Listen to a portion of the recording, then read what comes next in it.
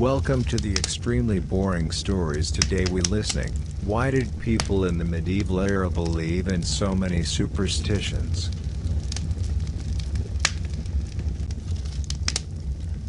You wake before dawn, not because you choose to, but because the village rooster has cried out at a strange hour.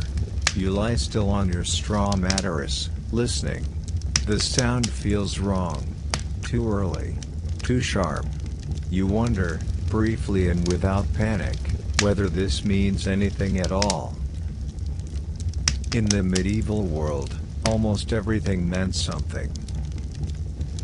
To understand why people in the Middle Ages believed in so many superstitions, you must first let go of the modern habit of separating the ordinary from the meaningful. For a medieval farmer, baker, or washerwoman, there was no clear boundary between the physical world and the invisible one. The wind did not simply blow, it carried intention. A candle did not simply flicker, it reacted to unseen forces. Even silence could feel heavy with warning. Most medieval people lived short, physically demanding lives shaped by uncertainty. Harvests failed without warning. Children died young. Disease arrived suddenly and left slowly, if it left at all. There were no microscopes, no weather forecasts, no understanding of bacteria or viruses. When explanations were unavailable, meaning filled the gap. Superstition was not foolishness. It was a survival strategy. You live in a wooden house with a dirt floor. Smoke from the hearth clings to the beams above your head. The walls creak in the wind, and sometimes at night you hear scratching sounds that might be mice, or might be something else. You cannot afford to dismiss these sounds. Ignoring a warning, even a false one, could cost you dearly. The medieval worldview was deeply layered. At the top was God, whose will governed all things. Beneath him were angels, saints, demons, spirits, and forces that could not always be named. Earth sat in the middle, fragile and watched from every direction. Humans were not masters of this system, they were subjects within it. This belief system was reinforced from childhood. You were taught that nothing happened by accident. A stumble on the road might mean you failed to say a prayer. A broken bowl might signal coming misfortune. A sudden illness might be punishment, not necessarily for your sins, but for someone else's, or for sins you did not even know you had committed. Daily life was filled with small rituals meant to maintain balance. You spit over your shoulder to ward off evil. You touch iron for protection.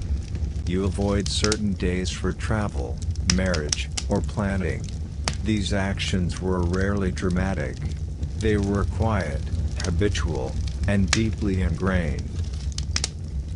In villages across Europe, people watched their surroundings closely. A strange birth, an animal with a deformity, a child born under unusual circumstances, was not simply unfortunate. It was read like a message written in flesh. Chroniclers recorded these events carefully, not as curiosities, but as warnings meant for everyone.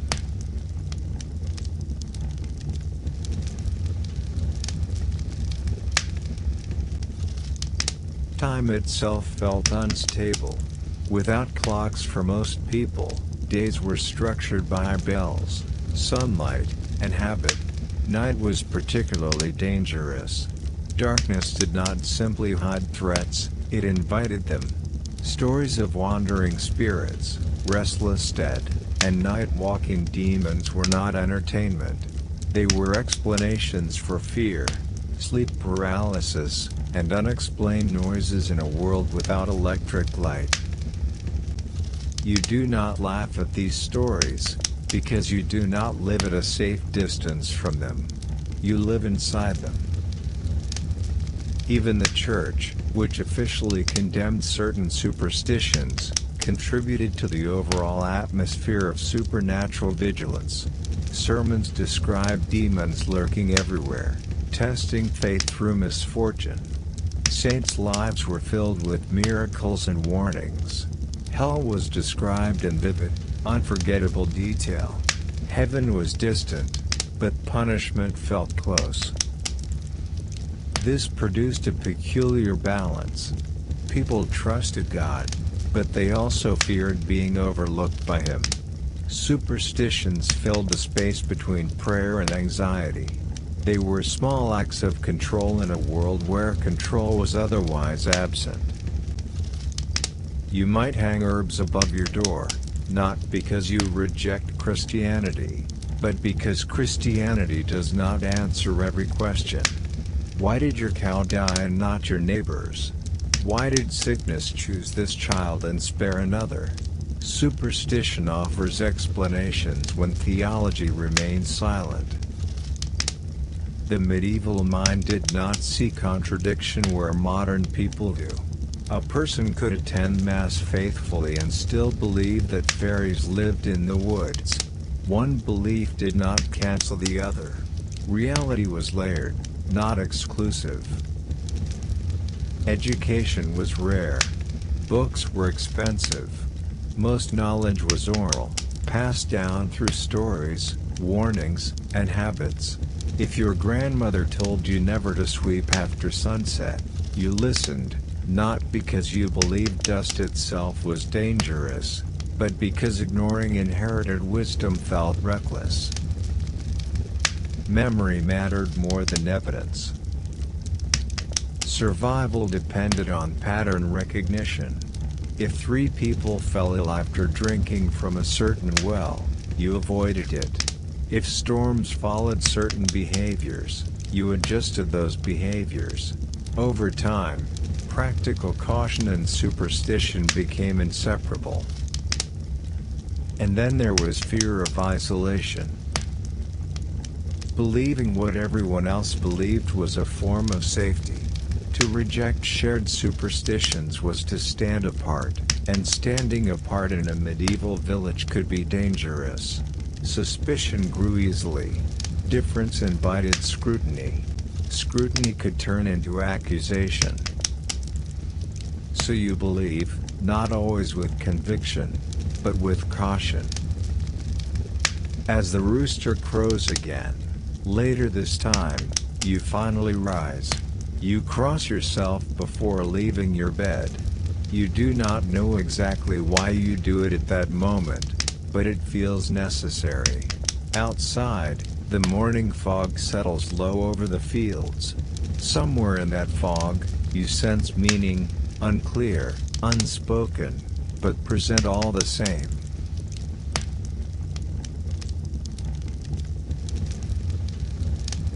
As you move through your day, you rarely think of yourself as fearful. Fear, after all, is loud and sudden.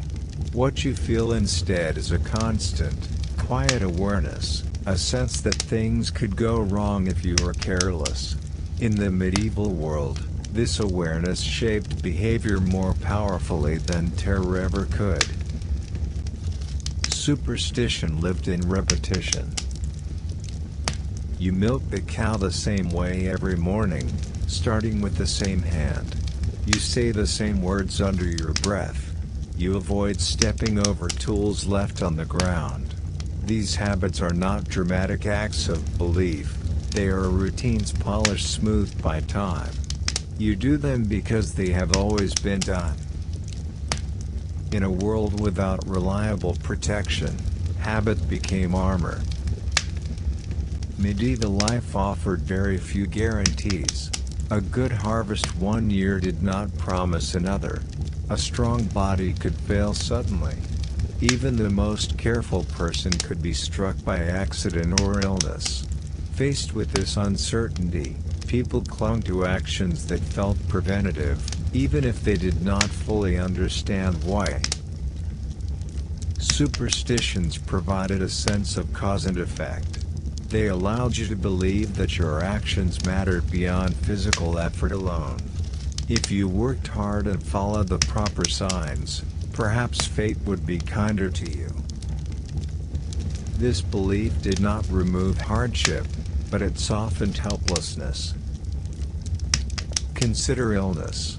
When someone fell sick, there were few treatments and fewer cures. A fever might pass, or it might kill. Without medical explanations, people searched backward for meaning. What had the sick person done differently? What rule had been broken? What sign had been ignored? This process created stories, and stories became lessons. If you whistle at night, you invite spirits.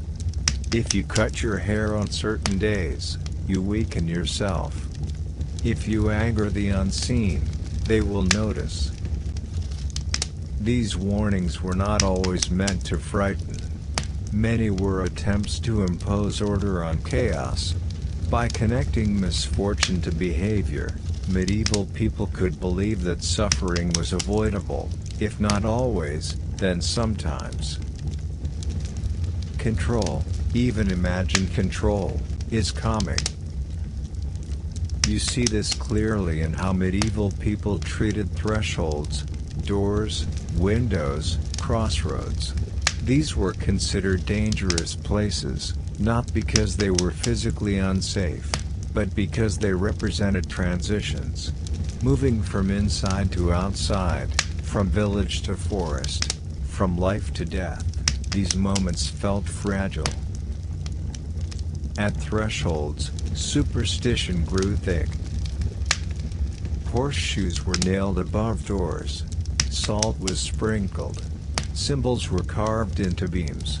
None of these actions required much effort, but they offered reassurance. They told you that you were not stepping blindly into the world. The same thinking applied to time. Certain days were considered unlucky. Others were safe. Calendars, often influenced by astrology, saints' days, and local tradition, guided everything from planting crops to choosing wedding dates.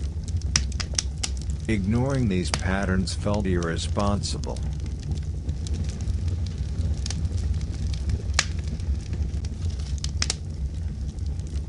To a modern mind, this might seem irrational. But medieval people lived close to the consequences of mistakes. A poorly timed planting could mean hunger. A badly chosen journey could mean death. When stakes are high, caution multiplies. And superstition, at its core, is caution made symbolic. Fear also traveled socially. You learn what to fear by watching others react. If the entire village fell silent when a black dog passed, you learned silence. If elders crossed themselves at certain sounds, you copied the gesture without asking why. Children absorbed superstition before they could reason about it.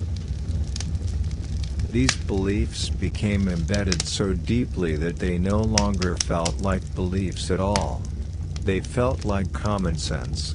Just as you would not place your hand in fire, you would not mock the signs that had protected your ancestors, whether or not you could prove their effectiveness. Mockery itself was dangerous. To question shared superstitions was to question shared reality. And shared reality was essential for survival. Communities depended on cooperation, trust, and mutual understanding. A person who refused to follow customs risked being seen as reckless, or worse, suspicious. Suspicion carried consequences. In small communities, reputation mattered more than truth. If misfortune followed you, if animals died near your home, if storms struck your fields, if illness seemed to gather around you, people noticed. They began to connect dots, whether those connections were fair or not. Superstition did not just explain the world, it organized blame. This is where fear hardened into something more dangerous. When signs appeared repeatedly, people sought human causes. Someone must have invited the bad luck. Someone must have failed to protect the community. Someone must have interfered with forces they did not understand. At first, this suspicion remained quiet. A look held too long. A comment whispered. A habit observed and judged. Over time, patterns formed. Certain people, widows, outsiders, the poor, the odd, became associated with unease. Superstition sharpened social boundaries, quietly deciding who belonged and who did not. But most of the time, superstition remains small and personal. You murmur prayers as you work. You avoid certain words. You tell yourself stories that make sense of pain. These stories do not promise happiness, they promise explanation. An explanation, in a difficult world, is comfort.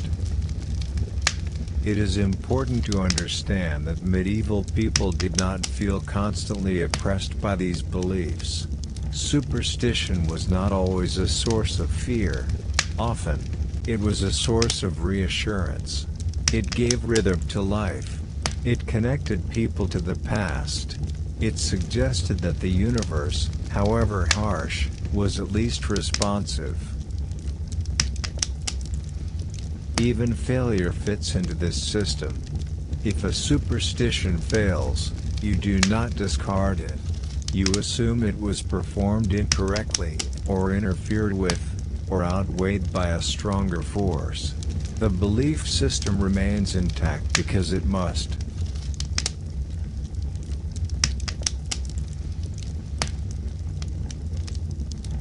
You notice the sickness before you understand it. A cough that lingers too long. A fever that rises without warning.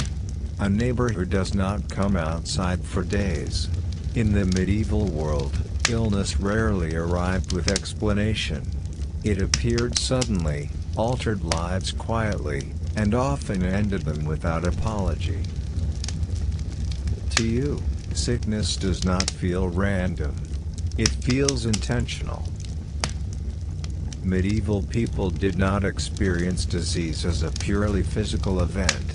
Illness was a message, a signal, sometimes even a judgment. The body was not separate from the soul, and so pain in the flesh suggested disorder somewhere deeper. If the body failed, something else must have gone wrong first. This belief shaped everything. Without germ theory or modern anatomy, medieval medicine relied on inherited frameworks. The most influential of these was the theory of the four humors: blood, phlegm, black bile, and yellow bile. Health was believed to depend on balance. Illness meant imbalance. But imbalance itself required a cause. And causes were rarely neutral. You might fall ill because the air was bad.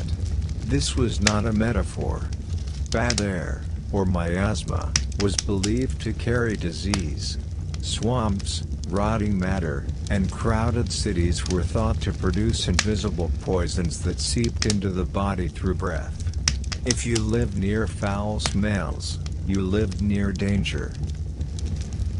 But miasma alone did not explain why one person survived while another died. So moral reasoning entered the body. If disease struck a household, people asked quiet questions. Had someone sinned? Had a prayer been neglected? Had a warning been ignored? Illness became a kind of language, one that needed interpretation. Doctors, where they existed, did not contradict this thinking. Medieval physicians were trained in universities, but their knowledge blended philosophy, astrology, and theology. They observed symptoms carefully, yet they also consulted the stars. The timing of illness mattered. The position of planets mattered. Treatment depended not only on the body, but on the cosmos. You might be bled to restore balance. Leeches might be applied. Herbs chosen according to astrological charts might be administered. These treatments were not random guesses. They followed systems that had been trusted for centuries. Trust mattered more than results. If a treatment failed, it did not mean the system was wrong. It meant the illness was stronger, or the balance too deeply disturbed, or the will of God beyond intervention. Failure reinforced belief rather than weakened it. And for ordinary people, illness was not something you visited a doctor for lightly. Medical care was expensive, rare, and often distant. Most healing happened at home. Women, especially, became keepers of medical knowledge, herbs, poultices, charms, prayers. These remedies mixed practicality with superstition. Garlic might be used because it helped, or because it was believed to repel unseen forces. A prayer might be whispered while a wound was clean.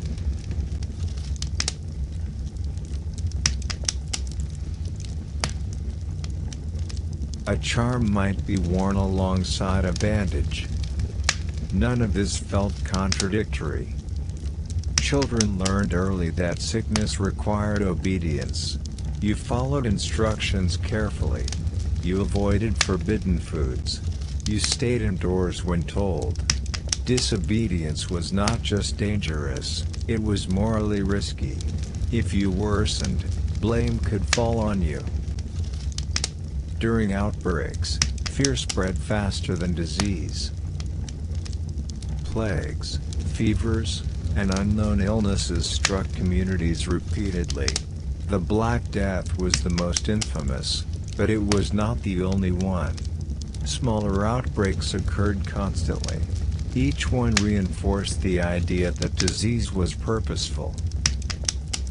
If an entire town suffered, people assumed collective guilt. Processions were organized. Public prayers increased. Fasting became common. Sometimes, scapegoats were sought, outsiders, minorities, or those already viewed with suspicion. Disease did not only attack bodies, it strained social bonds. You learn quickly that health is not private. Your sickness affects how others see you. It changes how they behave around you. They may avoid your home. They may whisper. They may pray harder when you pass. Even recovery could be suspicious. Why did you survive when others did not? What protected you? Did you do something differently, or did something unseen favor you? The medieval world was uncomfortable with unanswered questions. Superstition filled the gaps medicine could not. Blood itself became symbolic. Bloodletting was common not only because it was believed to restore balance, but because blood represented excess. Too much blood meant heat, passion, disorder. Removing it felt cleansing. The act itself reassured both patient and healer that something tangible was being done. Pain was expected. Suffering was meaningful. This mindset also affected how people lived daily life. Diet was controlled carefully. Certain foods were believed to heat the body, others to cool it. Seasons demanded changes in behavior. Winter required different habits than summer. Ignoring these rhythms was considered reckless. Health was a form of discipline. You monitored your body constantly, not with instruments, but with attention. Changes mattered. Dreams mattered. Bodily fluids mattered. Everything told a story if you listened carefully enough. And when death came, as it often did, it rarely felt accidental. Death completed the narrative. Illness had begun. It confirmed that the signs had been real, the warnings valid.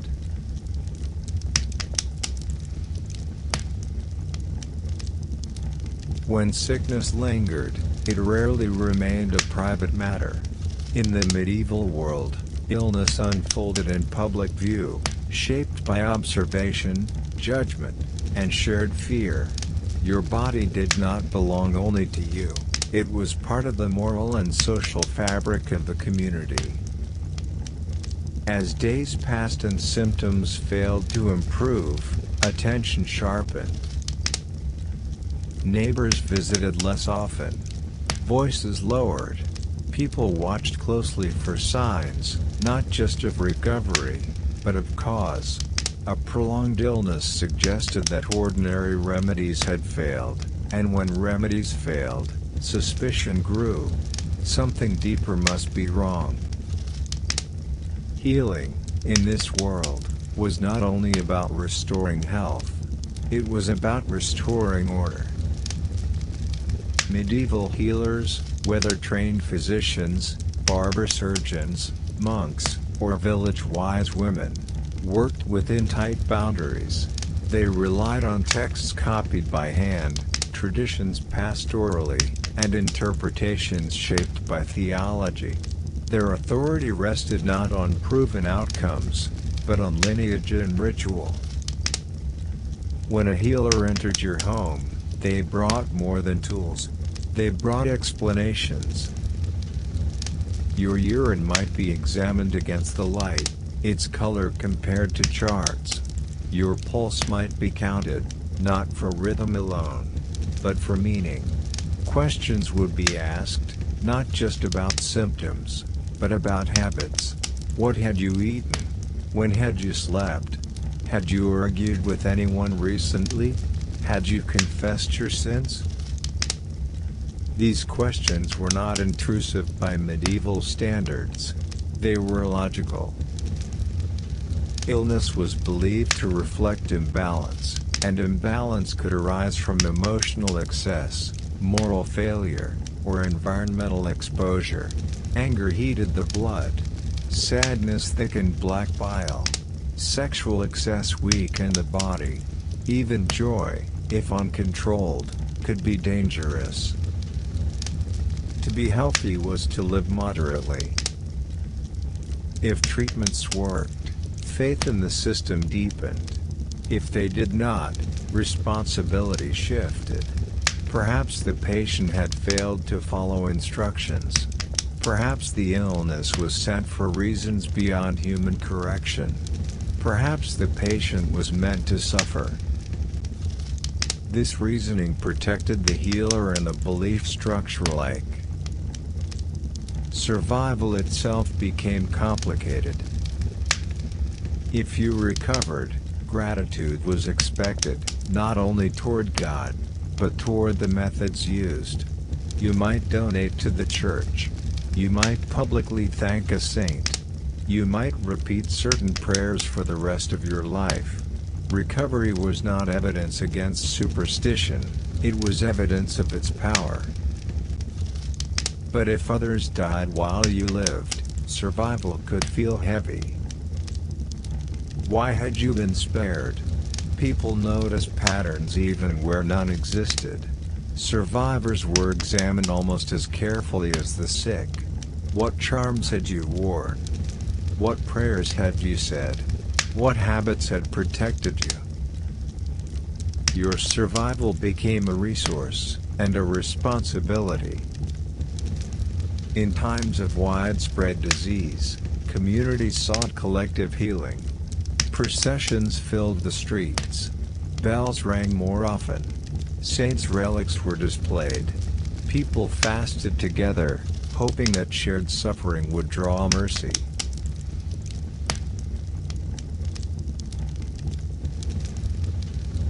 These acts were not merely symbolic. They were deeply practical in their own way. They restored a sense of unity. They gave people something to do. Doing something mattered. In the face of illness, inactivity felt dangerous. Superstitions offered action when medicine could not. Even harmful practices, such as excessive bleeding or exposure to smoke, felt preferable to helpless waiting. Waiting implied surrender. This mindset also shaped how medieval people viewed chronic illness and disability. Conditions that did not resolve were often seen as permanent moral states rather than medical ones. A person who remained ill for years might be believed to carry lasting imbalance, spiritual weakness, or divine testing. Compassion existed, but it was structured. Charity toward the sick was encouraged, yet distance was maintained. Physical closeness risked contagion, whether physical or spiritual. The ill often lived at the margins, cared for but watched. Leper houses provide a clear example. Leprosy was feared not only for its physical symptoms, but for its symbolic weight. It marked bodies visibly, making inner disorder impossible to ignore. Lepers were not always rejected, but they were separated. Bells announced their presence. Rituals marked their exclusion. This separation reinforced the idea that illness disrupted the social body as much as the physical one. Even common sicknesses carried symbolic weight. A lingering cough might suggest weakness. Recurrent fevers might imply unresolved sin. Medical explanations alone were never enough. And yet, medieval people were not cruel by default. They lived in constant proximity to suffering. Death was familiar. Caregiving was ordinary. Many superstitions emerged from attempts to protect others, especially children. Charms were sewn into clothing. Amulets were placed near cradles. Names were chosen carefully to confuse evil spirits. These acts were born of love, not ignorance. Parents did what they could with what they had. When half of all children failed to reach adulthood, prevention, however imagined, felt essential. Superstition offered hope where certainty was impossible. Over time, these practices hardened into tradition. A charm that had once comforted a mother became a rule for the next generation. A warning that had once been situational became universal. Context faded, habit remained. The body itself became a map of belief. Scars told stories. Missing teeth suggested imbalance. Thinness implied cold humors. Flushed skin meant heat. People read one another constantly, interpreting health as character and sickness as narrative. You could not hide illness for long. As evening settled and another day passed without improvement, the weight of interpretation grew heavier. You wondered not just how you felt, but how you were being understood. Illness changed your place in the world.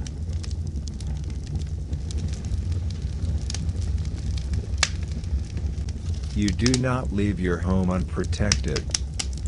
Before stepping outside, you glance, almost without thinking, at the small object hanging near the doorway. It might be a carved symbol, a bent nail, a strip of parchment with words you cannot fully read, or a fragment of something once considered holy. You are not certain how it works. You are only certain that it belongs there. In the medieval world, protection was layered. People did not rely on a single defense against misfortune.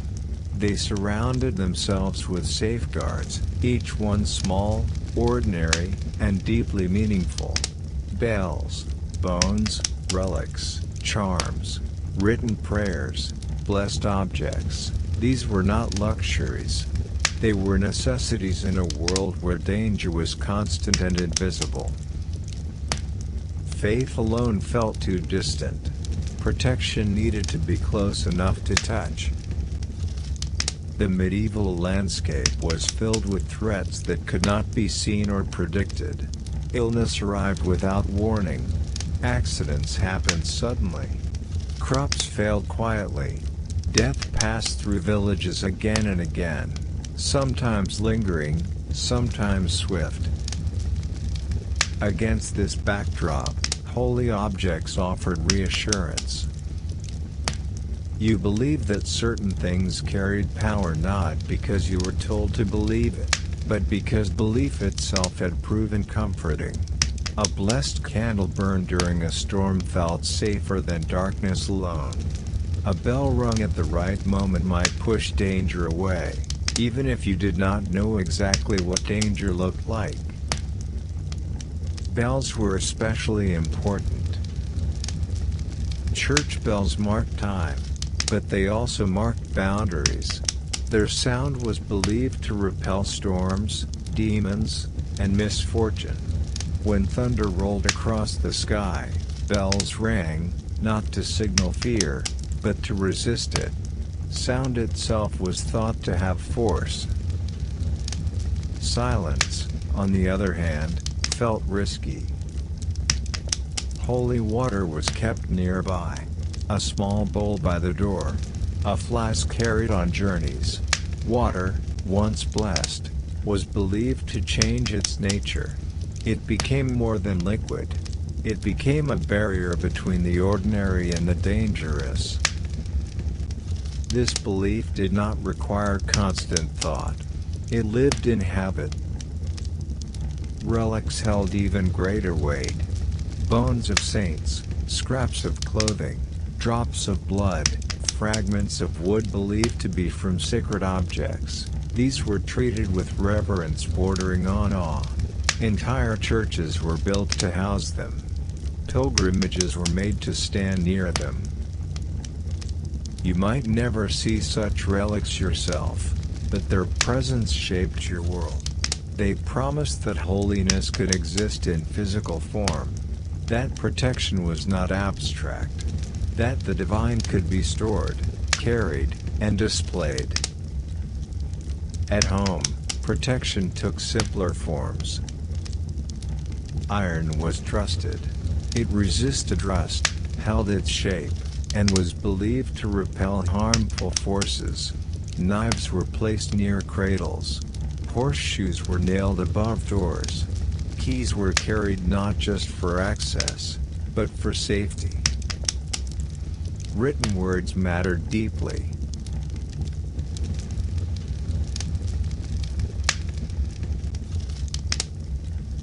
Even if you could not read, you understood the power of writing. Letters were permanent in a way speech was not. Words written by priests, monks, or scholars were believed to carry authority simply by existing on parchment. Charms were folded carefully and sewn into clothing. Prayers were written and worn close to the skin. The words themselves mattered less than their presence. Meaning was stored in form. The Church officially warned against certain practices, labeling them superstition rather than faith. But in daily life, the line was blurred. People did not carefully categorize their beliefs. They acted on what felt protective. And protection often came from mixing sources. A crest carved into wood. A prayer whispered under the breath. A folk charm passed down through generations. These could coexist without conflict. Medieval belief was additive, not exclusive. You gathered protection the way you gathered firewood, slowly, from many places. Children were especially surrounded by safeguards. Infancy was dangerous. Childhood was uncertain. Parents layered defenses wherever possible. Red thread might be tied around a wrist. Names might be chosen to confuse evil spirits. Saints associated with children were invoked repeatedly. None of this guaranteed survival, but it made loss feel less random. Protection extended beyond individuals to spaces. Fields were blessed. Boundaries were marked. Animals were given charms. Even tools were sometimes prayed over. Work itself was risky, and risk demanded ritual. This created a world dense with meaning. Every object had potential. Every action carried weight. You did not move through empty space. You moved through a network of forces, some friendly, some hostile, many unknown. Night heightened this awareness. Before sleep, prayers were said not just out of devotion, but out of caution. Sleep left you defenseless. Dreams blurred boundaries. The soul felt closer to danger when the body rested. Objects placed near the bed were not decorative. They were shields. And yet, despite all these protections, misfortune still came. When it did, people rarely blamed the objects themselves.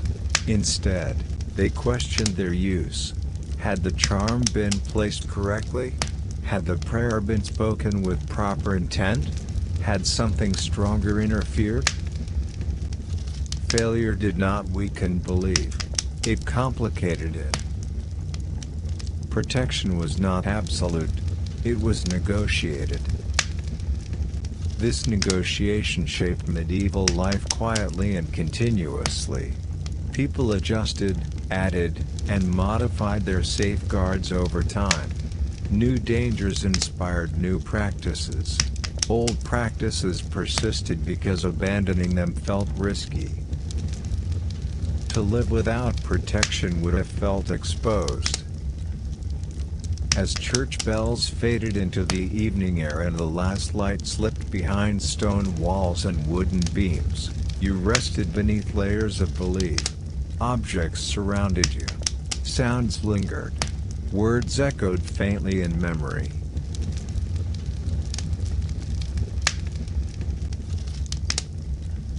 You do not need to be taught to touch certain objects differently.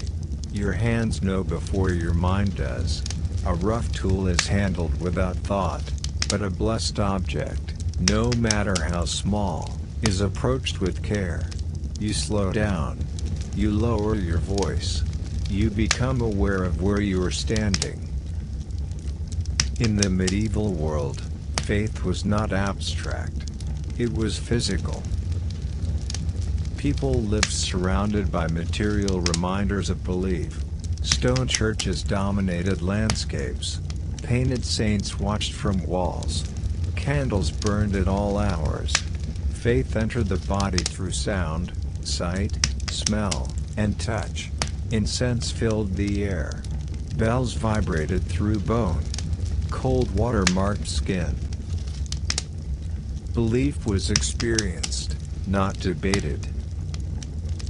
This made holy objects especially powerful. They offered something solid in a life shaped by uncertainty.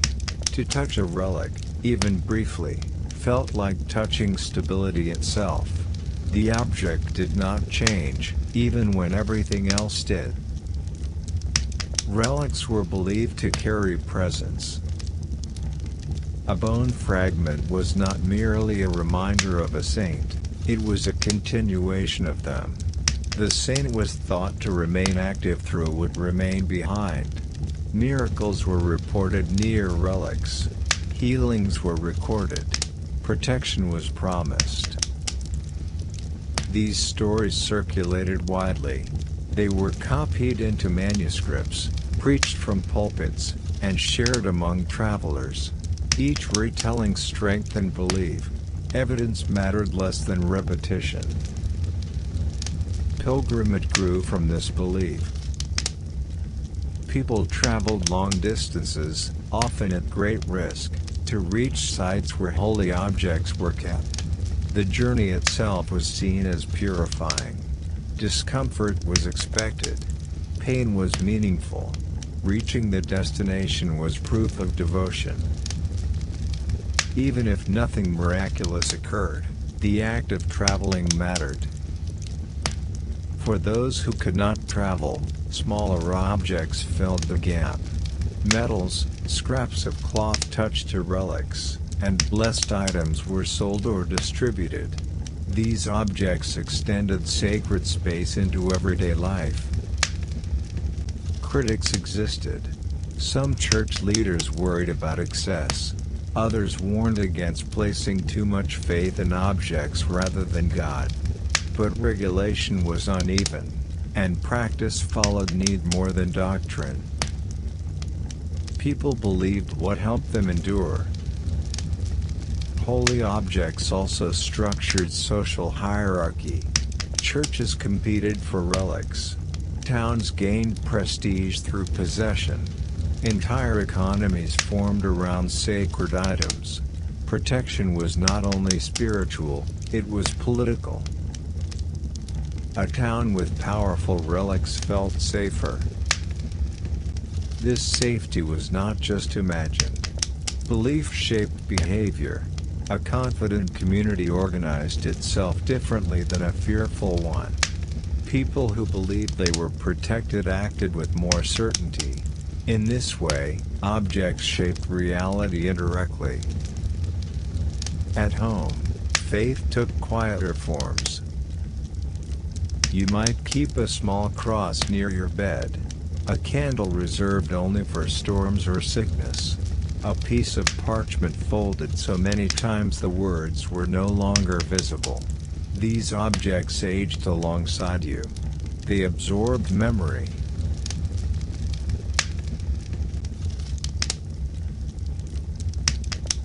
Over time, they became personal. An object that had been present during survival gained weight.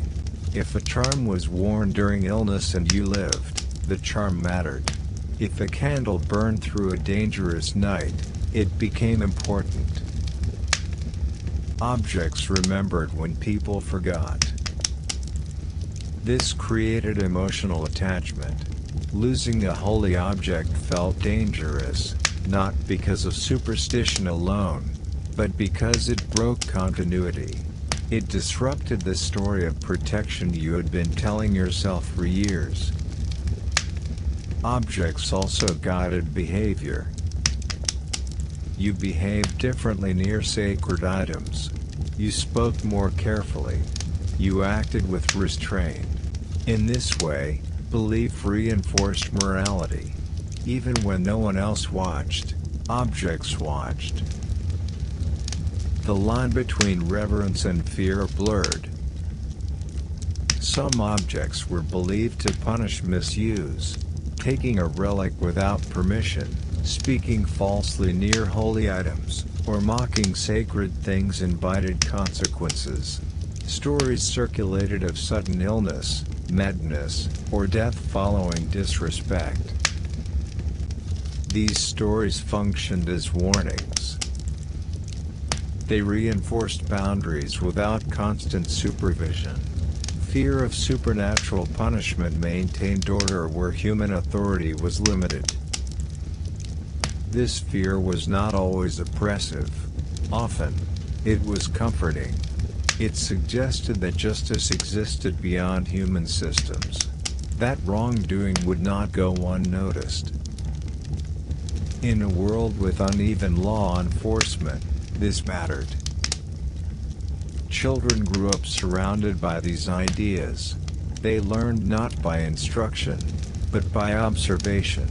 They saw adults pause, kneel, touch, and whisper. They learned which objects mattered and which did not. Belief became muscle memory. As time passed, holy objects accumulated layers of meaning. A bell was no longer just a bell. It marked time, chased storms, warned demons, and comforted the dying. A bone was no longer remains. It was protection, meaning multiplied through use. Yet doubt occasionally surfaced. What happened when two protected people suffered differently? When relics failed? When prayers went unanswered? These questions were rarely spoken, but they existed. Rather than abandoning belief, people adjusted it. Perhaps protection was conditional. Perhaps faith had been insufficient. Perhaps suffering was necessary. Objects did not promise comfort without cost. This flexibility kept the system intact. Faith remained tangible because it adapted. As night settled and the last candle burned low, you felt reassured by the presence of familiar objects. They did not guarantee safety, but they offered companionship. You were not alone in the dark.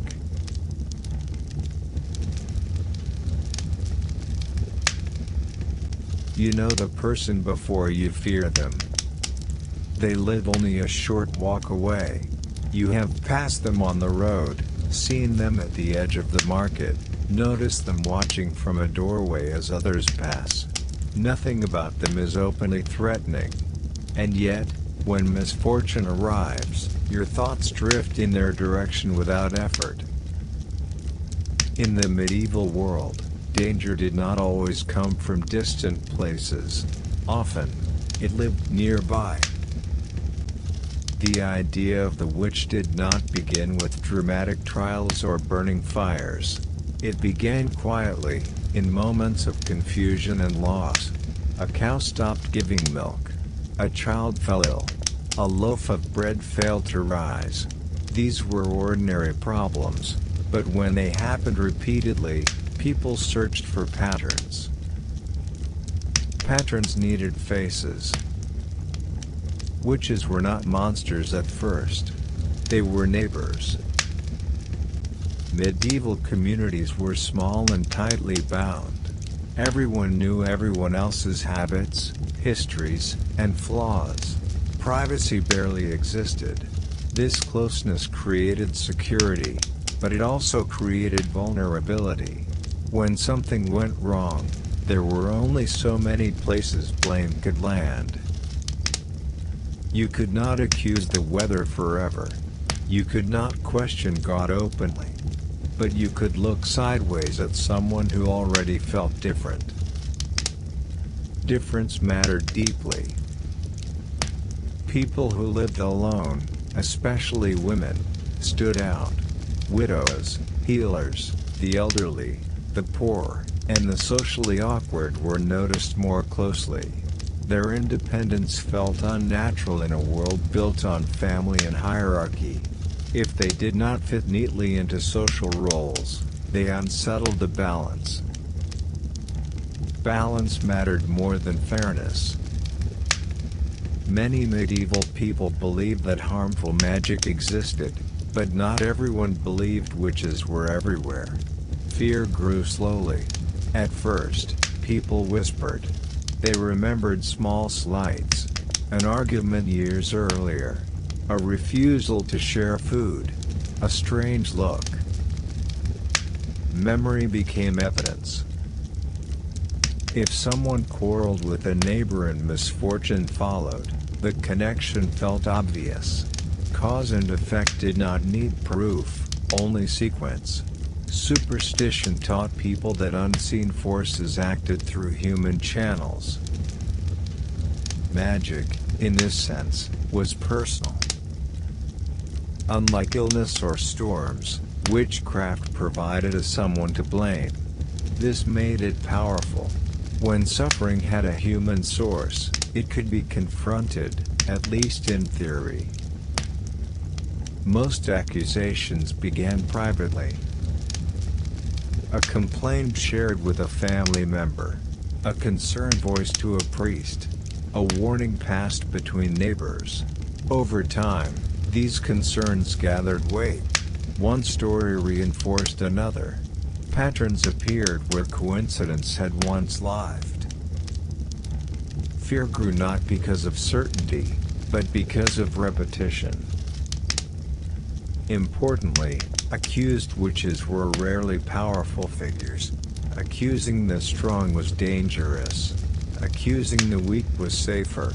Those with few defenders were easier to isolate. This was not always conscious cruelty. Often, it was fear seeking relief.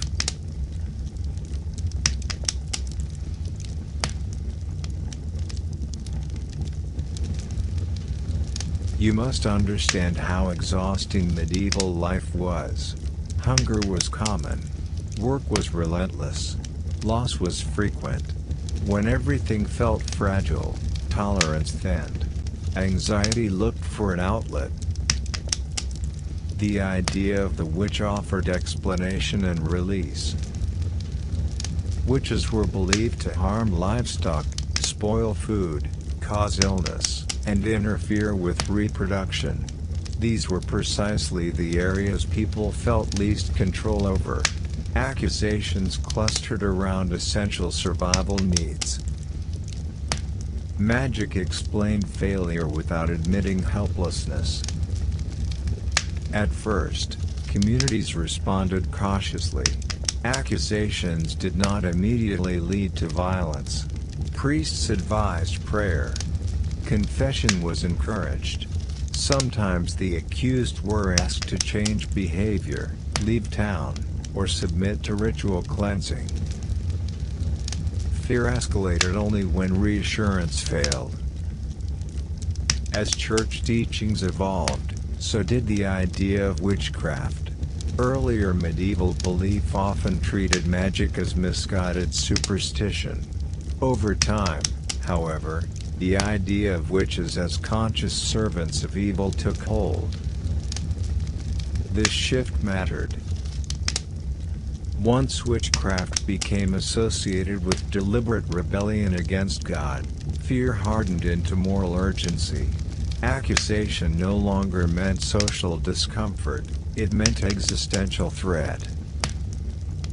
Yet even then, most accused witches were still ordinary people. They were not powerful sorcerers.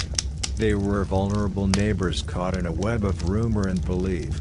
Their guilt was constructed slowly, piece by piece, through stories that felt convincing because they matched fear. Children learned these fears early. They were warned not to wander alone, not to accept food from certain people, not to linger near certain houses. These warnings taught caution, but they also taught suspicion. Suspicion became habit. Once learned, it shaped how people interpreted everything. A strange dream, an unexpected illness, an accident with no clear cause, all could be traced back to the same imagined source. And the accused often knew what was happening. They felt the distance grow, the silence, the avoidance. Fear isolated long before punishment arrived. By the time accusations were spoken aloud, the outcome often felt inevitable. This is what makes medieval witch belief so unsettling. It was not built on madness, but on ordinary human behavior, pattern seeking, fear sharing, and the need to protect community identity. You might tell yourself you would have been different, that you would have questioned the stories. But questioning belief required safety, and safety was rare. As evening fell and doors were barred against the night, people reassured themselves that danger was contained, that they knew where it lived, that they could name it.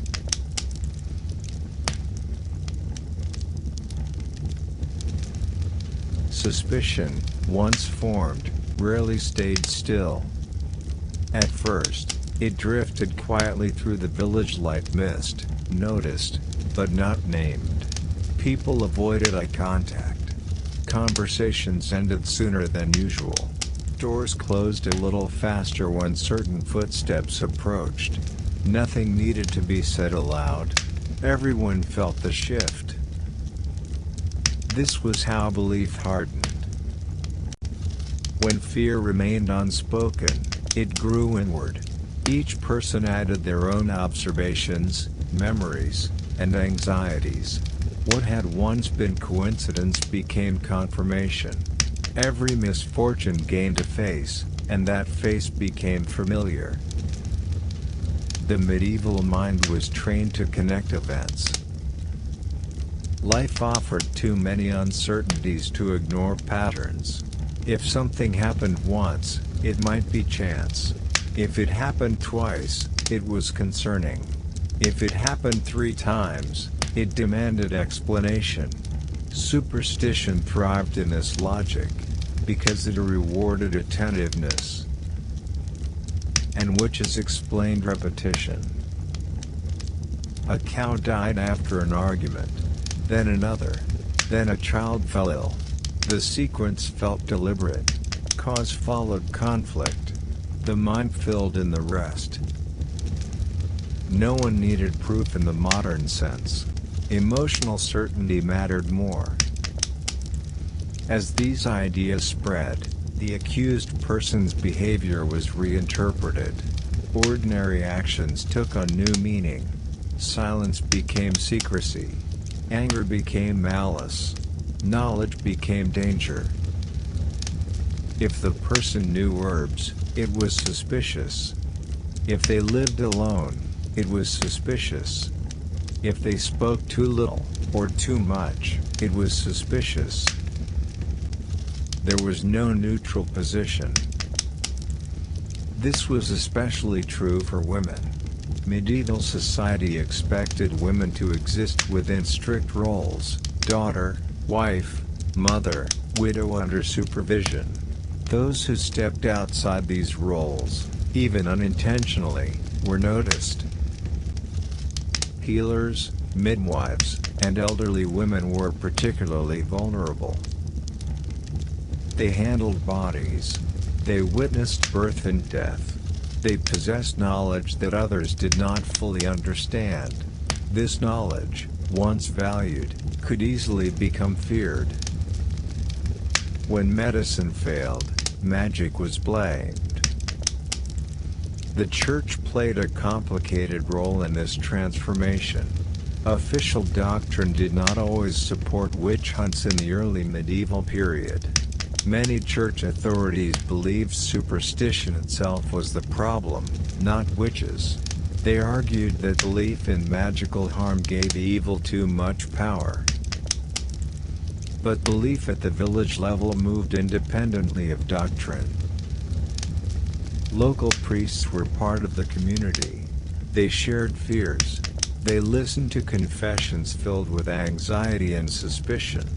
Over time, theological ideas shifted to accommodate popular belief. Once witchcraft was framed as intentional cooperation with evil, everything changed. Accusation became moral duty. If witches were servants of harm, ignoring them meant allowing danger to persist. Fear transformed into responsibility. Speaking out became an act of protection, not cruelty. This shift did not happen overnight. It took generations of sermons, texts, and shared stories. But once established, it felt obvious.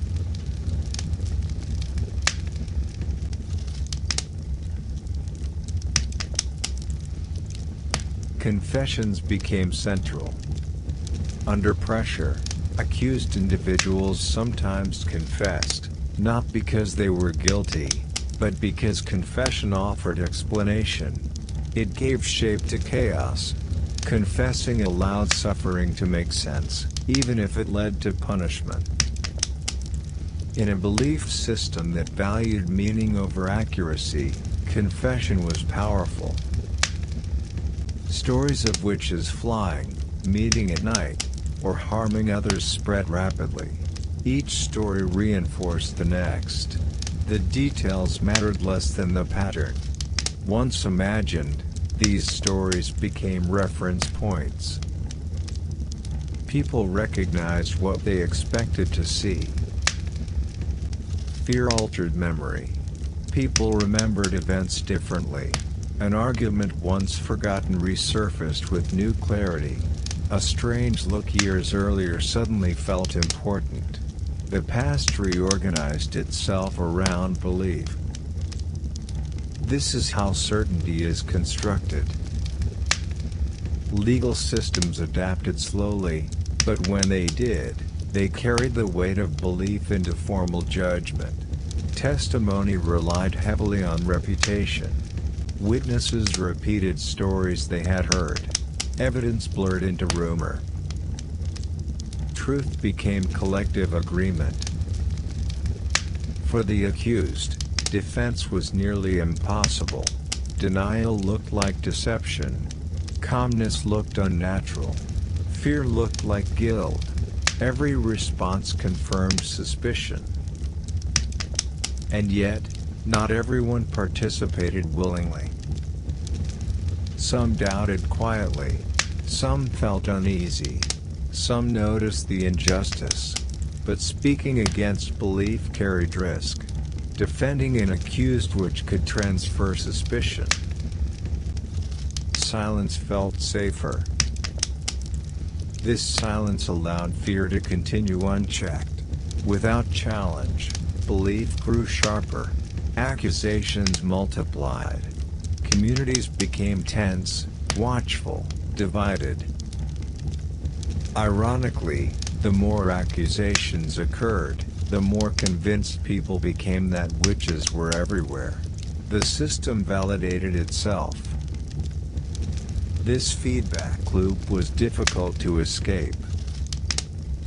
At the heart of it all was the need for control. Witch accusations transformed random suffering into intentional harm. They offered narrative resolution. Something had gone wrong because someone had caused it. That explanation felt better than admitting helplessness. As days passed and suspicion hardened into certainty, the accused often became isolated long before any formal action was taken. Isolation was its own punishment. It eroded dignity. It invited despair. Neighbors stopped visiting. Markets grew quiet. Children were warned away. Fear reshaped community bonds. And still, beneath the certainty, doubt lingered. What if the wrong person was accused? What if belief itself had created the danger? These questions surfaced late at night, briefly, before being pushed aside. Doubt was uncomfortable. Belief was easier. As the village prepared for judgment, formal or informal, the story felt complete. Cause had been identified. Action would follow. Order would be restored.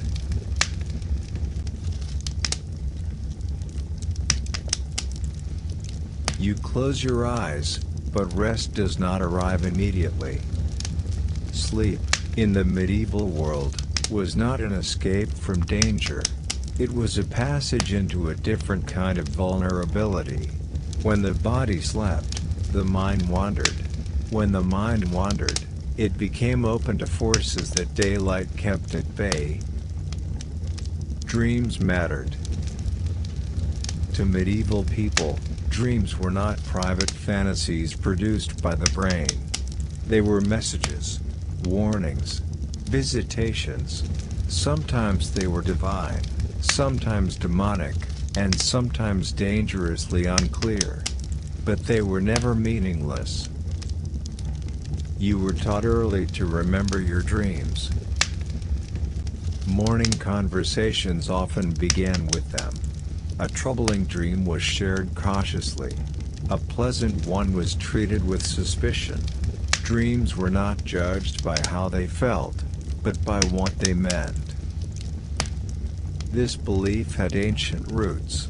Classical texts, biblical stories, and church teachings all reinforced the idea that sleep opened the soul. God spoke through dreams. Angels warned through dreams. Demons tempted through dreams. Sleep lowered defenses. In daylight, prayer, habit, and community offered protection. At night, alone with your thoughts, you were exposed. The body lay still, but the soul moved freely. That movement felt risky. Night itself carried weight. Darkness changed the world.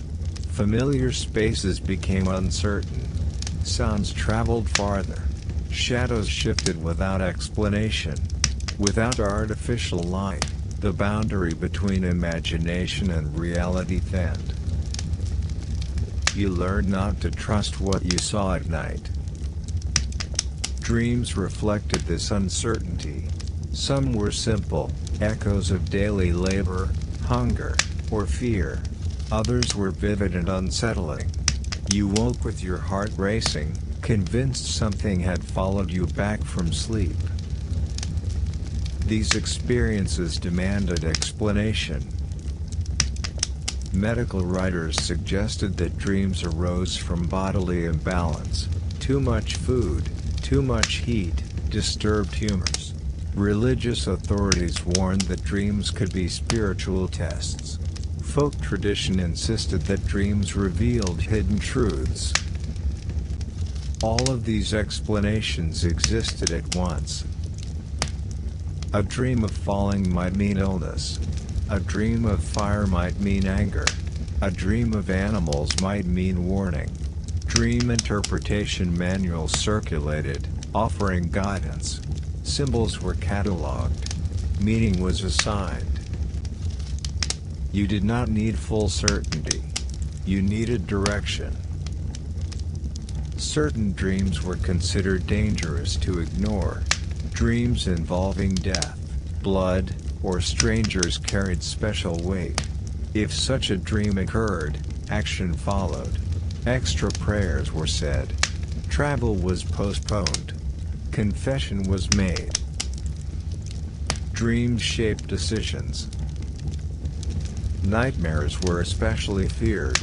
Sudden waking, inability to move, pressure on the chest. These experiences were not rare.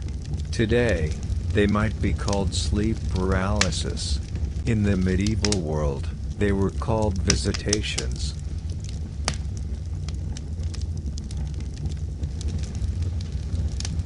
Something had sat on you. People believed a demon, spirit, or malicious force caused these night terrors. The experience felt physical. Breath was stolen. Fear was overwhelming. When it ended, the body remembered. You did not dismiss it as imagination. Stories spread of night walkers, spirits that attacked sleepers, and demons that fed on fear. Protection rituals grew around sleep. Beds were positioned carefully. Prayers were said before lying down. Objects were placed nearby. Even sleep had rules. You were warned not to sleep on your back. Not to sleep too soon after eating. Not to sleep without prayer. Each rule reduced risk. Ignoring them invited danger. Dreams also crossed into public life. Kings consulted dream interpreters. Decisions were delayed because of visions. Battles were postponed. Laws were influenced. Dreams moved history quietly. For ordinary people, dreams shaped emotion more than policy. A dream could sour a day. It could confirm anxiety. It could validate fear already present. Dreams reinforced superstition. If you feared witches, you dreamed of them. If you feared illness, your dreams showed sickness. The mind, already trained to search for signs, found them even in sleep. Dreams blurred responsibility. If something went wrong after a dream, the dream became warning. If nothing happened, the dream was reinterpreted later. Meaning adjusted itself. Night was also a time when the dead felt closer. Dreams of deceased relatives were common and unsettling. Were they visiting? Warning? Asking for prayers? The boundary between memory and presence felt thin. These dreams required response. Extra prayers for the dead were offered. Masses were commissioned. Charity was given. Dreams extended obligation beyond the grave. Sleep, then, was not rest. It was participation. Every night, you entered a space where belief operated without resistance. Where fear spoke freely. Where symbols moved without explanation. And yet, sleep was unavoidable. You closed your eyes because you had to. You trusted protection because there was no alternative. You hoped that dreams would be gentle, or at least understandable.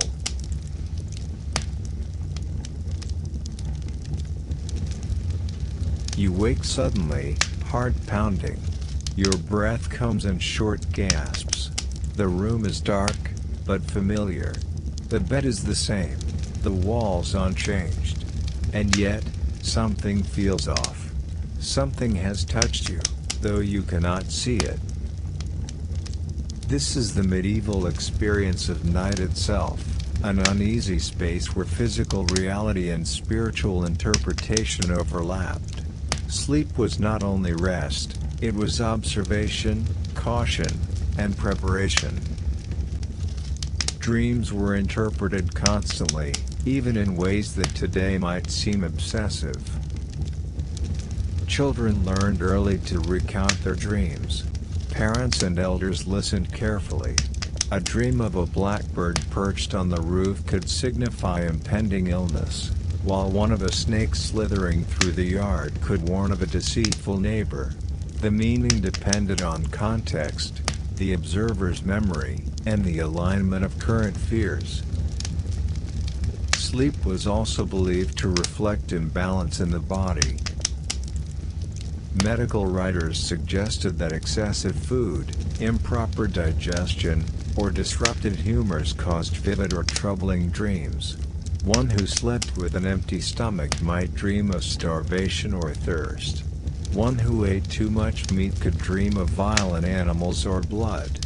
Doctors and scholars recorded these patterns meticulously, hoping to prevent illness or spiritual danger before it arrived. But dreams were rarely purely physical. They were social, too. Dreams could signify divine favor, punishment, or warning about events in the community. A merchant dreaming of spilled grain might anticipate bad luck in trade. A farmer dreaming of flooding might take precautions. Dreams shape decisions quietly but powerfully. Some dreams were terrifying in ways you could feel in your chest. Sleep paralysis, what people called the hag riding or night pressure, was interpreted as a demonic attack. The body felt immobilized, weighed down, and threatened. Hands could not move, voices could not call out. Even today, this is understood as a neurological phenomenon. In the medieval mind, it was a tangible intrusion of evil forces into the vulnerable human body. Protection became ritualized. Before sleep, prayers were repeated. Objects were placed on beds, near doors, or in corners of rooms. Charms and relics offered reassurance. A bowl of blessed water beside the pillow, a cross hanging nearby, a small charm sewn into a blanket, all were intended to keep malevolent forces at bay. The sequence mattered. Missing a step could nullify the effect. These nightly rituals were not superstition alone. They provided structure in a world where uncertainty dominated. Repetition gave rhythm. Familiar gestures calmed the mind and body. Even if they could not prevent illness or misfortune, they offered a sense of agency. Dreams often became warnings for action. If you dreamed of fire, you might double-check the hearth. If you dreamed of water, you might inspect wells and streams. If you dreamed of animals acting strangely, livestock would be watched.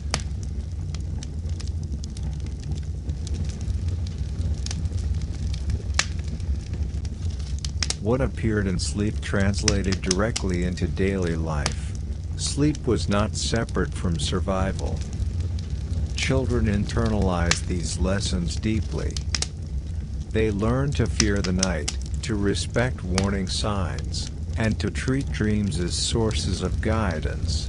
Stories of spirits, demons, and wandering souls were passed down orally, reinforcing habits of vigilance. Fear, expectation, and interpretation intertwined. Even the timing of sleep was regulated. Sleeping immediately after meals was discouraged. Sleeping with one's back exposed was avoided.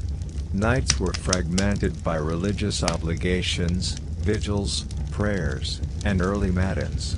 Wakefulness was a tool as much as rest, allowing you to monitor the household or observe omens in dreams.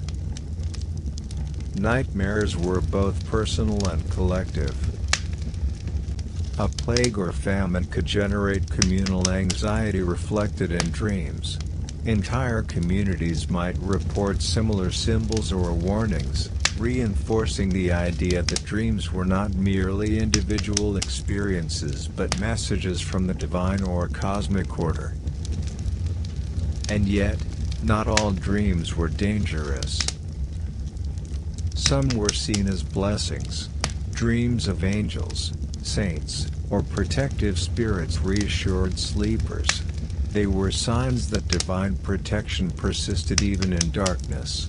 These positive dreams were celebrated, sometimes recorded, and sometimes shared to comfort others. Dreams affected memory and action. The line between imagination and reality blurred. People acted on dreams as if they were facts. A forewarning could alter travel plans, postpone market visits, or prevent work in the fields. A warning dream could save a life, or simply provide peace of mind. The medieval mind trusted these messages because it needed to. When daylight could not guarantee safety, when illness, misfortune, or violence were unpredictable, dreams were a method of navigating uncertainty. They gave meaning where none might exist and offered the illusion of foresight in a chaotic world. And yet, the risk of misinterpretation lingered. A dream might be ignored, misread, or misunderstood. Actions based on faulty interpretations could result in unnecessary fear, wasted resources, or social conflict. The very system that offered guidance also created potential for error. This tension between trust and doubt was central. Sleep offered both threat and protection. Dreams communicated danger and instruction. Night terrors warned and guided.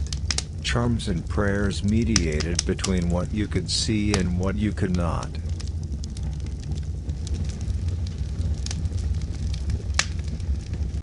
You step outside, and the world feels unpredictable. Clouds gather on the horizon. The wind shifts unexpectedly. The river, once calm, suddenly threatens to overflow. In the medieval world, weather was not merely an inconvenience. It was a force that shaped every moment of life, from survival to superstition. People learned to respect weather through observation and repetition. Crops depended on timely rainfall. Roads became treacherous after storms. Rivers carried both fish and danger. A sudden storm could destroy a week's work or claim livestock in an instant. But weather was more than practical concern. It carried meaning. It could be a warning, a punishment, or a sign. Storms were sometimes interpreted as divine displeasure. Droughts might signal collective sin. Floods could indicate moral imbalance in a community. When nature acted unpredictably, humans searched for explanation beyond simple chance. Communities developed rituals to appease the elements. Prayers were offered for rain, for gentle winds, for protection during harvest. Bells were rung to drive away storms. Charms and talismans were placed near wells, barns, and fields. Farmers might bury objects at field corners to bless the soil. These actions were both symbolic and practical, combining faith with precaution. Weather shaped labor in intimate ways. Work followed patterns dictated by the sky. Planting, harvesting, and travel depended on forecasts learned through experience rather than instruments. A cloudy morning might delay the plowing of fields. A threatening storm might pause construction or market activity. Mistakes were costly. Every decision carried consequence. And yet, people had little control. Despite careful observation, weather remained mysterious and threatening. A sudden hailstorm could ruin crops that had survived months of careful tending. Rivers might flood unpredictably, sweeping away homes and possessions. Life depended on constant vigilance and readiness to adapt. This uncertainty reinforced superstition. People read the sky for signs. The direction of the wind, the color of clouds, the behavior of birds, each could carry meaning. A red sunset might indicate coming rain, or it might signal divine warning. Observers trusted patterns over randomness, connecting nature with morality. Certain natural events were believed to hold special significance. Thunder and lightning were considered not only dangerous but expressive. Thunder could be a divine voice, lightning a weapon aimed at wrongdoers. Storms that caused repeated destruction were thought to target specific people or households. Communities searched for reason and resolution. Water itself was central to both survival and fear. Rivers provided transportation, food, and fertile land, but also danger. Floods were feared as punishment, accidents, or even the work of malevolent forces. Wells and springs were blessed to prevent contamination, illness, or bad luck.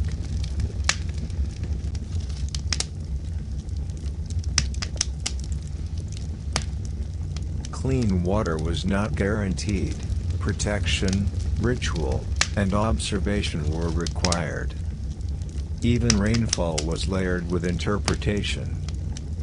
Too little rain meant famine. Too much meant flooding. Timing was everything. Farmers watched seasons and celestial patterns, learning from generations of trial and error. But when weather disrupted life, people sought explanations beyond observation: divine displeasure, magical interference, or personal sin. Homes were built and maintained with weather in mind. Roofs were steep to shed rain, walls were thick to block wind, and windows were small to keep cold out. Villages clustered near rivers for resources but risked floods.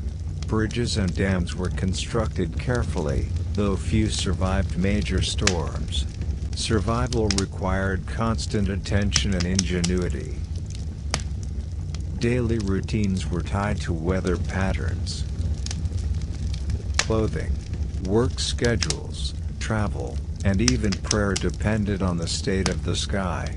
People rose with light, prepared for storms, and used the changing seasons as markers of time. Weather dictated not only physical activity but social and religious life. Weather also reinforced communal behavior. When disaster struck, a flood, a hailstorm, or a violent wind, people gathered to repair damage, support neighbors, or offer prayers. Misfortune reminded them that survival was collective. Cooperation mattered as much as skill or faith. And yet, despite preparation, danger always lurked. Rivers could breach levees, storms could topple structures, and fields could be swept clean. People learned to live with uncertainty, balancing observation, ritual, and resignation. Life was never fully predictable. The omnipresence of weather shaped belief as much as survival. Rain, wind, frost, and flood carried lessons, warnings, and interpretations. Every cloud, current, and gust held significance. People treated nature with respect, combining superstition, experience, and ritual to navigate uncertainty. You rise before dawn, stepping outside to examine the sky. Clouds stretch across the horizon, heavy and gray. The wind carries a chill that hints at rain, though the sun is still barely visible. In the medieval world, this morning routine was ordinary, almost instinctive, but it carried extraordinary significance. Understanding the weather was survival, not convenience. Crops depended on it, travel depended on it, and life itself could depend on timely preparation. Knowledge passed from generation to generation. Fathers taught sons, mothers taught daughters, and villagers shared stories about storms remembered years later. Observing the sky was only part of the task. People also watched animals, water levels, and plants. Birds flying low signaled approaching storms. Cattle moving restlessly suggested thunder was near. The color of dew and the shape of clouds were studied meticulously. Every detail mattered. A single missed sign could mean disaster for crops, livestock, or household safety. This attentiveness produced both practical skill and superstition. Patterns that repeated were recorded orally and later written down. Manuals circulated among monks, scholars, and farmers, blending observation with belief. Lightning could be a natural phenomenon, but also a moral warning. Sudden frost could damage wheat, or it could indicate divine disfavor. Humans interpreted events as meaningful because life demanded interpretation. Storms were particularly feared and respected. Thunder was the voice of God, or a warning of wrath. Lightning struck more than trees, it could strike property or people, and the randomness of such events suggested intent. Houses were built with this in mind. Roofs were reinforced, chimneys were inspected, and sacred objects might be placed near windows or doors to ward off danger. Rain itself was both blessing and threat. Too little rain meant famine, too much meant floods. Timing and intensity dictated survival. Farmers prayed for gentle showers at planting season, but excessive rainfall during harvest could ruin grain. Each droplet was both nourishment and risk. People learned that blessing and danger often arrived together, and that moderation was rare. Rivers were central to both survival and fear. They carried fish and water but could overflow without warning. Villages built near rivers enjoyed fertile land and transportation, but floods threatened homes and livelihoods. Seasonal changes were watched closely. Villagers measured river heights with simple markers, tracking patterns that might indicate future danger. Yet the unpredictability of water always left room for anxiety. Weather affected more than physical survival, it shaped behavior and decision-making. Travel was delayed or abandoned if storms threatened. Markets were avoided when mud made roads impassable. Work in the fields paused when conditions were dangerous, leaving labor unfinished but alive. Daily routines were dictated as much by natural phenomena as by human choice. Religious and ritual practices intertwined with weather observation. Communities prayed for sun, rain, or protection during storms. Bells were rung in attempts to drive away dangerous weather or spirits thought to influence it. Certain festivals coincided with expected seasonal events, blending practical timing with spiritual reinforcement. Pilgrimages and outdoor religious gatherings were scheduled around predicted weather, acknowledging the limits of human control. This constant negotiation with nature shaped communal life. Disasters brought neighbors together. Floods, storms, or failed harvests required collective action, reinforcing levees, repairing roofs, sharing resources, or seeking divine intervention. Survival depended on observation, knowledge, and cooperation, each reinforcing the importance of attentiveness and collective responsibility. Yet, despite preparation, vulnerability remained. Storms could appear unexpectedly. Rivers could rise faster than anticipated. A single hailstorm could destroy a season's work in minutes. Even the most cautious village could be overwhelmed. Awareness did not guarantee safety, it only mitigated risk. This uncertainty fostered layered belief. People did not only observe, they interpreted. Clouds, wind, and rain carried moral significance. Disaster was rarely seen as random. Drought could indicate collective sin.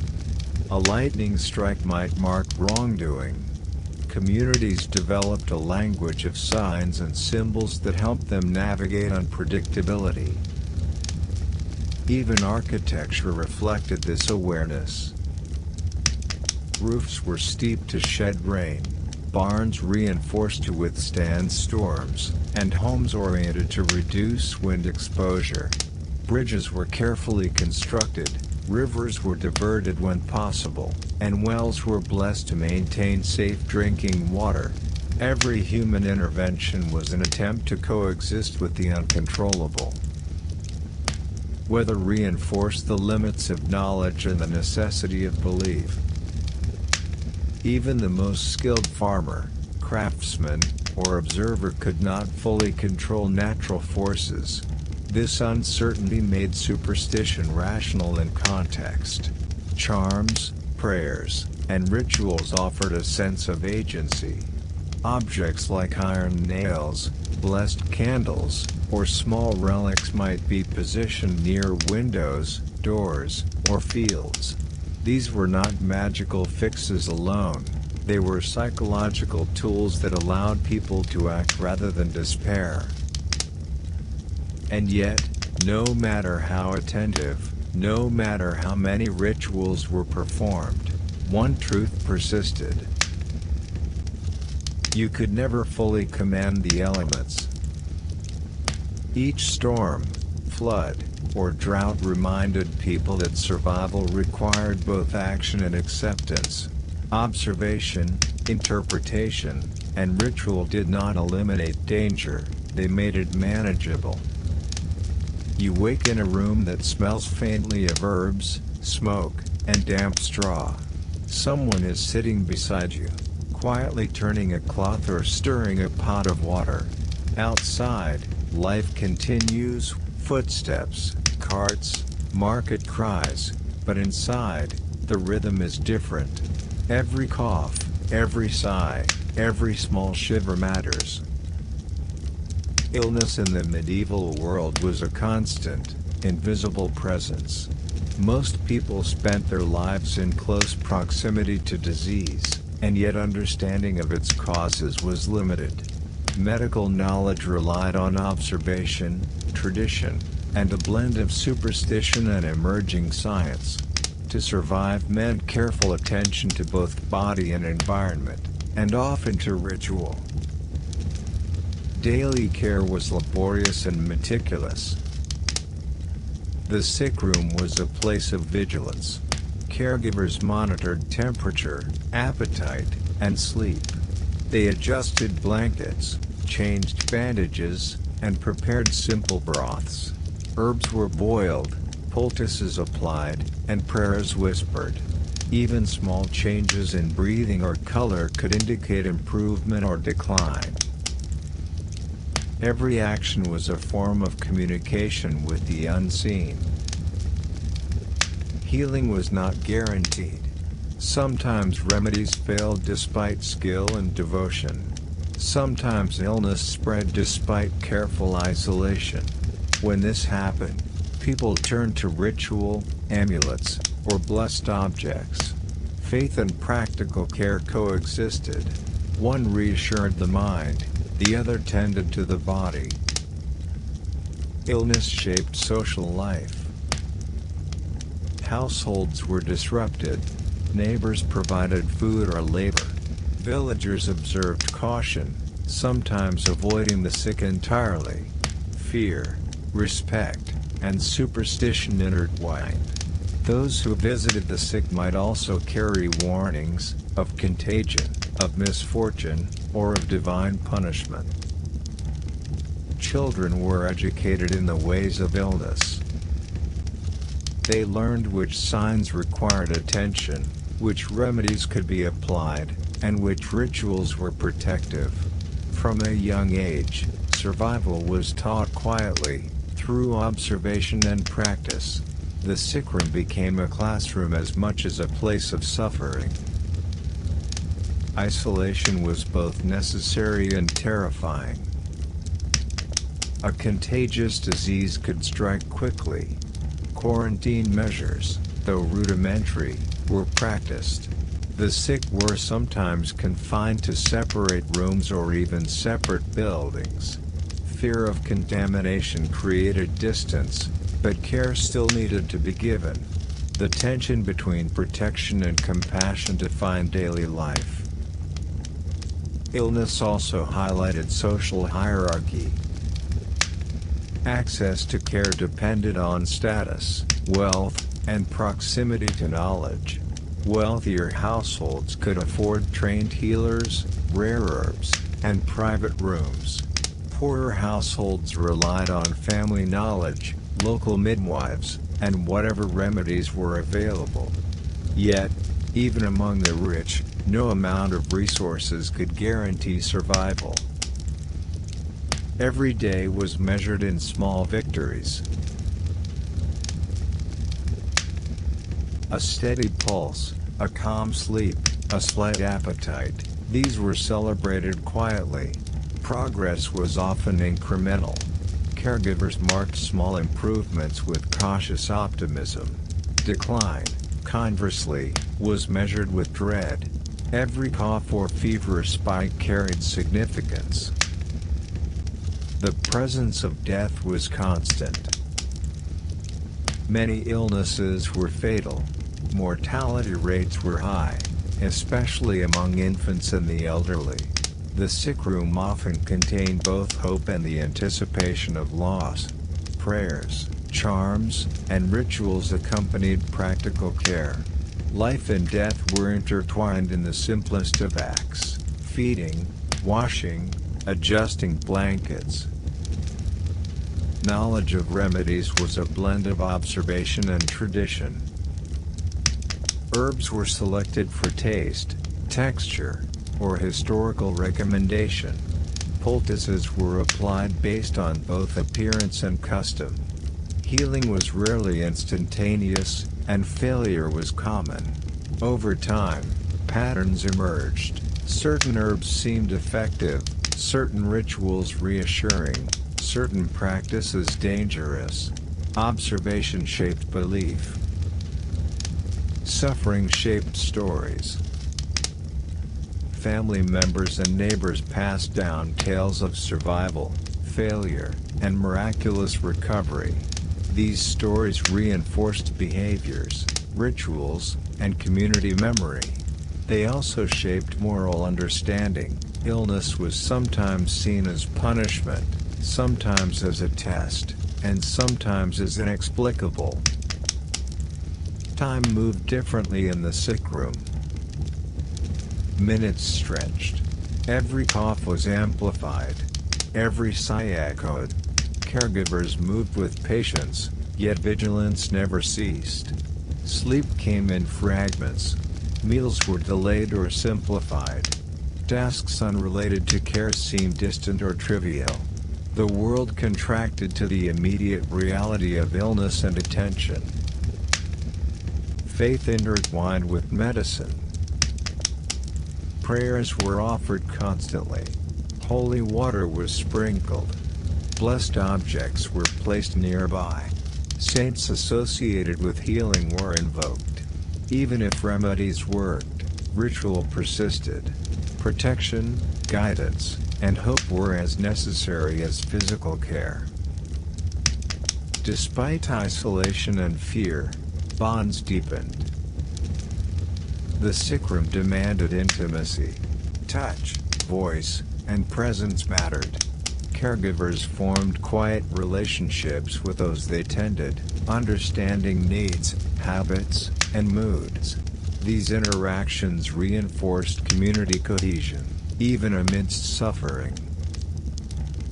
And yet, no amount of vigilance could remove uncertainty.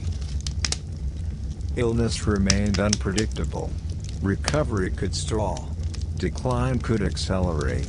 Even the best care might fail.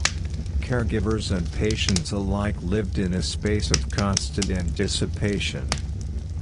The room is silent except for the faint rattle of a cough. A candle flickers, casting shadows on the walls, reminding you that even light cannot fully drive away fear.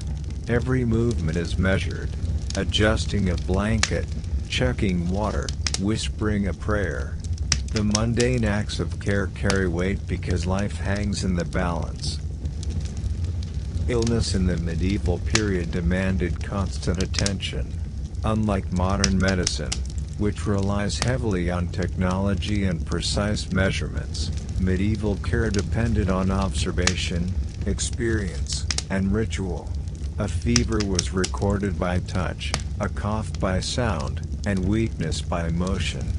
The caregiver's eyes, hands, and memory were tools as crucial as any remedy. Hygiene was simple but vital. Sheets, blankets, and clothing were changed carefully, though washing was infrequent by modern standards. Water was used sparingly, often for wiping rather than full baths. Herbs were boiled or crushed to create poultices, teas, and washes.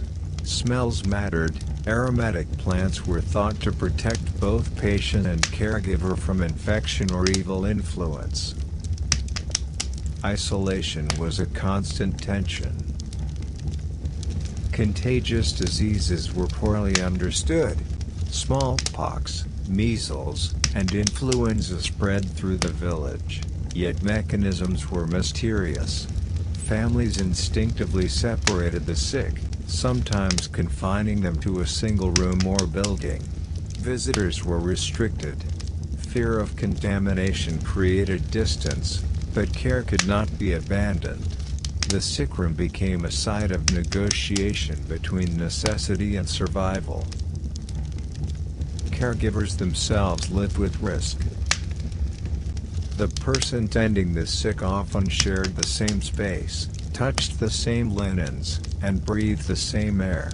Protective measures were rudimentary, gloves did not exist, masks were unknown, and rituals sometimes substituted for physical caution.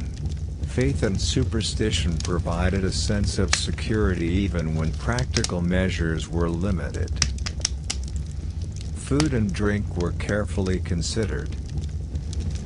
A broth could nourish, a tea could calm, and a small portion of bread might sustain. Remedies included herbs, fermented drinks, or lightly salted water. Diet was both medicine and ritual. Meals prepared with prayer and intention carried symbolic as well as practical meaning. Caregivers believed that the correct preparation could influence the course of disease. Prayer was constant. Holy objects were placed near the bed. Candles burned. Saints associated with healing were invoked. Protection was sought not only for the patient but also for the caregiver and household. Even as herbs and balms were applied, ritual reinforced a sense of agency. The act of prayer, like the act of care, was both reassurance and strategy. The sick room also reflected social hierarchy. Wealth and status determined access to skilled caregivers, rare herbs, and private spaces.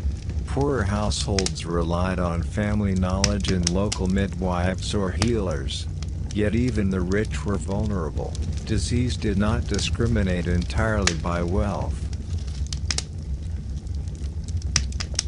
Success depended on a combination of attention, timing, and luck, or belief in divine favor. Observation created expertise. Caregivers learned to interpret subtle signs, slight changes in breathing, color, or mood. A patient shifting position, blinking more rapidly, or refusing food could indicate improvement or deterioration. These details were recorded mentally, passed down orally, and shaped local medical knowledge. Observation was skill honed over years of experience, often through trial and error. Illness shaped community life beyond the sick room. Neighbors and relatives provided food, water, and labor. Festivals or market days were adjusted to avoid exposing the vulnerable. Communities collectively negotiated risk, balancing compassion with fear. The presence of sickness influenced behavior, conversation, and interaction, reminding everyone that survival was interconnected. Time itself slowed in the sick room. Minutes became hours. Sleep was fragmented. Conversations were hushed. Every gesture mattered. Even simple acts, like turning a patient or checking a fire, carried significance. Caregivers developed routines that balanced vigilance, compassion, and ritual. The rhythm of the room was dictated by need, not convenience. The inevitability of death was ever present. Infants, the elderly, and the chronically ill faced high mortality. This knowledge shaped both emotion and behavior. Prayers, offerings, and ritual were performed not just for survival but to prepare for passing. Death was acknowledged, anticipated, and incorporated into daily life. Stories of recovery and failure circulated. Neighbors recounted tales of miraculous healing, failed remedies, and divine intervention. These stories reinforced communal memory, teaching both practical and moral lessons. They shaped behavior, expectations, and superstition. Knowledge and belief were inseparable. Even amidst care, uncertainty remained. Despite skill, observation, and ritual, outcomes were unpredictable. The sick could improve suddenly or deteriorate without warning. Caregivers and patients lived in a constant state of tension. balancing hope and fear. Every cough, every fever, every movement became part of the ongoing narrative of survival. You rise before dawn. The air is cold and damp, the ground firm with frost. There is work to do, and no one will do it for you. In the medieval world, labor was not optional. It was a necessity that shaped the rhythm of life, social hierarchy, and even belief. Every day, humans interacted with material forces: wood, stone, earth, water, and their own bodies. Understanding, managing, and surviving this work demanded attention, endurance, and sometimes faith. The majority of people lived in agrarian settings. Fields, livestock, and water sources dictated the workday. Farmers had to plow, sow, weed, and harvest according to the seasons, the weather, and the limitations of human strength. Every act required knowledge: when to plant, which tools to use, how to rotate crops to preserve fertility. Mistakes could mean the difference between hunger and survival. Tools were simple but essential. Wooden plows, iron sickles, stone mills, these were extensions of human effort. They required maintenance and skill. A broken wheel or dull blade could halt work and imperil livelihoods. Learning to repair tools, sharpen edges, or construct replacements was as important as performing the labor itself. The grind of labor shaped daily existence. Work began at dawn and continued until sunset, interrupted by meals or brief rest. The body was in constant motion, lifting, bending, carrying, turning, and striking. Repetition built strength, endurance, and sometimes skill, but it also led to injury and exhaustion. People were intimately aware of their physical limits, and survival depended on pacing, experience, and caution. Social hierarchy dictated who worked and how. Lords supervised, sometimes intervening in labor practices, and peasants performed the bulk of physical tasks. Certain professions, blacksmiths, millers, and carpenters, possessed specialized knowledge that commanded respect. Even within a village, ranks shaped access to tools, resources, and opportunities. Work was not merely labor, it was structured by social expectation. The body's needs were tightly connected to labor. Meals were simple but vital: bread, porridge, vegetables, occasionally meat. Energy intake was measured against output. Overexertion without adequate nourishment could weaken the body and invite illness. Sleep was essential, but often fragmented by seasonal demands, night tasks, or emergencies. Life was a continuous negotiation between effort and rest. Weather influenced work profoundly. Rain, frost, and heat dictated schedules. Fields could not be plowed in heavy rain, harvested in storms, or sown in frozen soil. Rivers could become obstacles or avenues for trade. Work depended not only on strength but also on timing, observation, and adaptability. Survival required attention to patterns in nature as much as the mastery of tools. Religion and ritual infused labor. Certain tasks were accompanied by prayers or blessings: a plow blessed before the first furrow, water consecrated before sowing, offerings made for protection against floods or disease. Labor was physical, but it also carried spiritual weight. Faith offered reassurance that effort would not be wasted, even when outcomes were uncertain. Children participated early. They were trained in basic tasks, often observing before performing. play and labor overlapped. Carrying water, tending animals, or gathering firewood taught responsibility and practical skill. The village became a classroom, where observation, imitation, and instruction ensured continuity of knowledge. Labor also reinforced communal bonds. Neighbors assisted each other during harvests, construction, or emergencies. Shared labor ensured survival and maintained social cohesion. Cooperation was necessary not only for efficiency but also for security.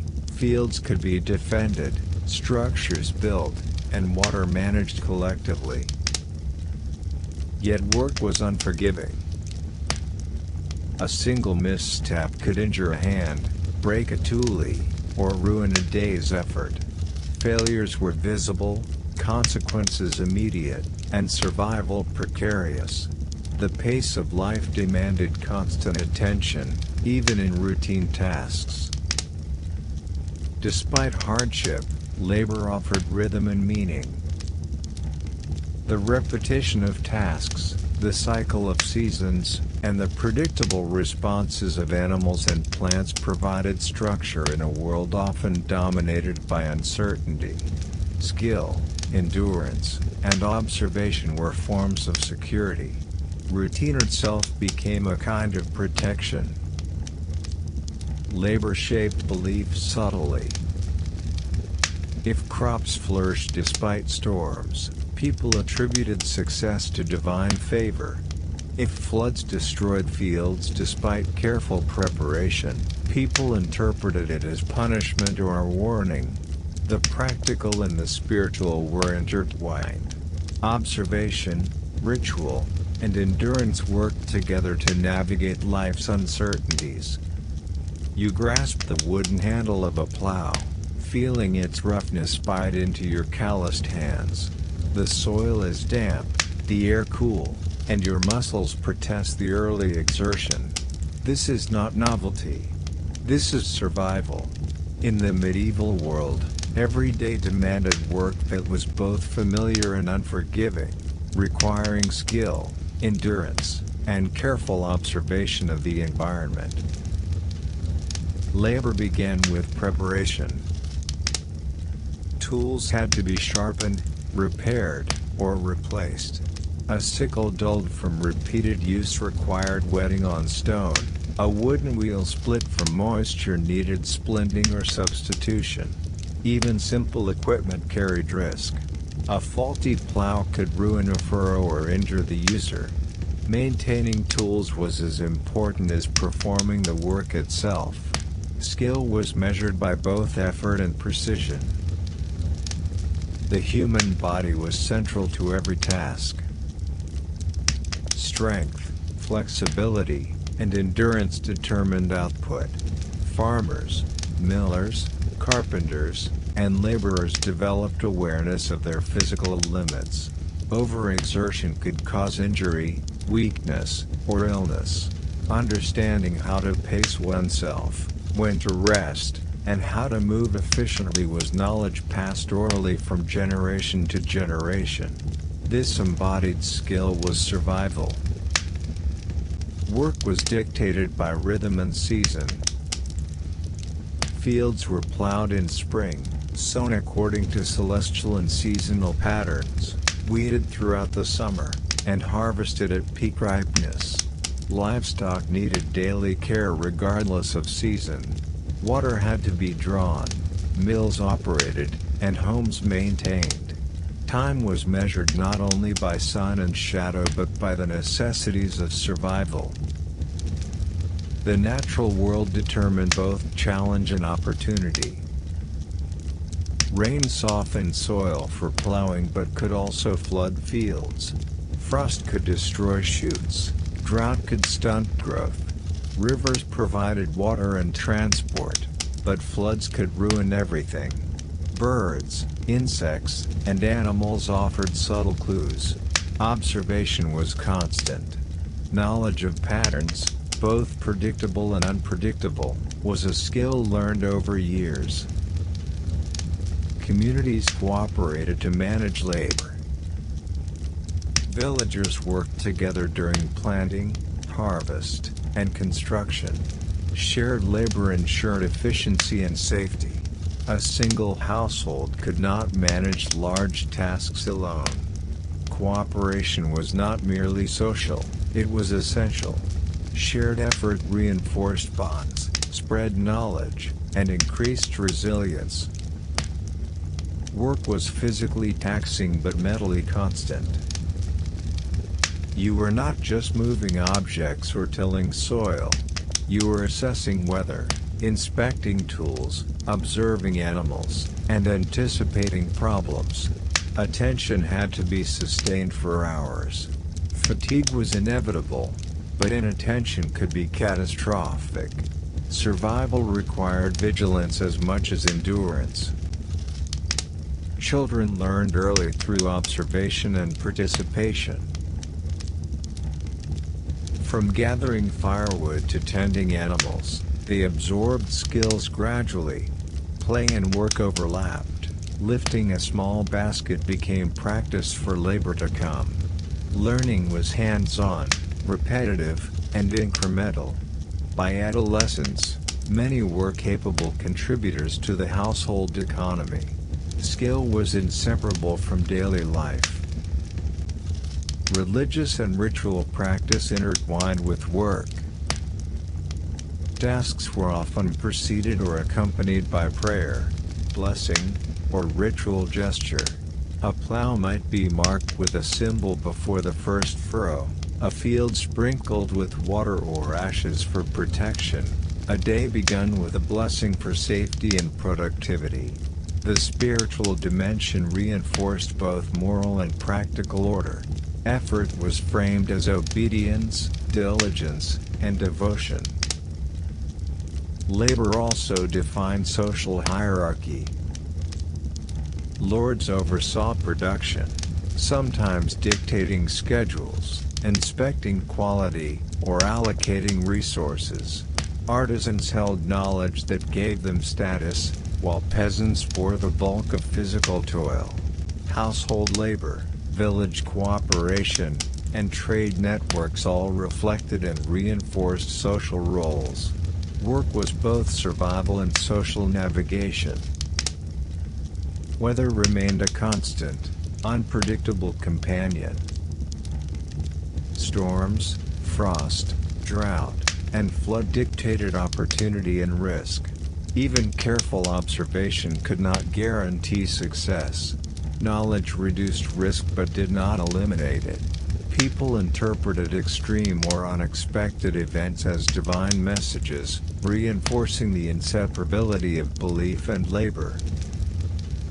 Failure carried immediate consequences. A ruined harvest meant hunger, debt, or both. A broken tool could halt progress entirely. Illness could interrupt work for days or weeks. Survival depended on contingency, careful planning, cooperation, and sometimes luck. Mistakes were costly. Learning from them was essential. Despite fatigue, monotony, and hardship, labor offered rhythm. The repetition of daily tasks created structure.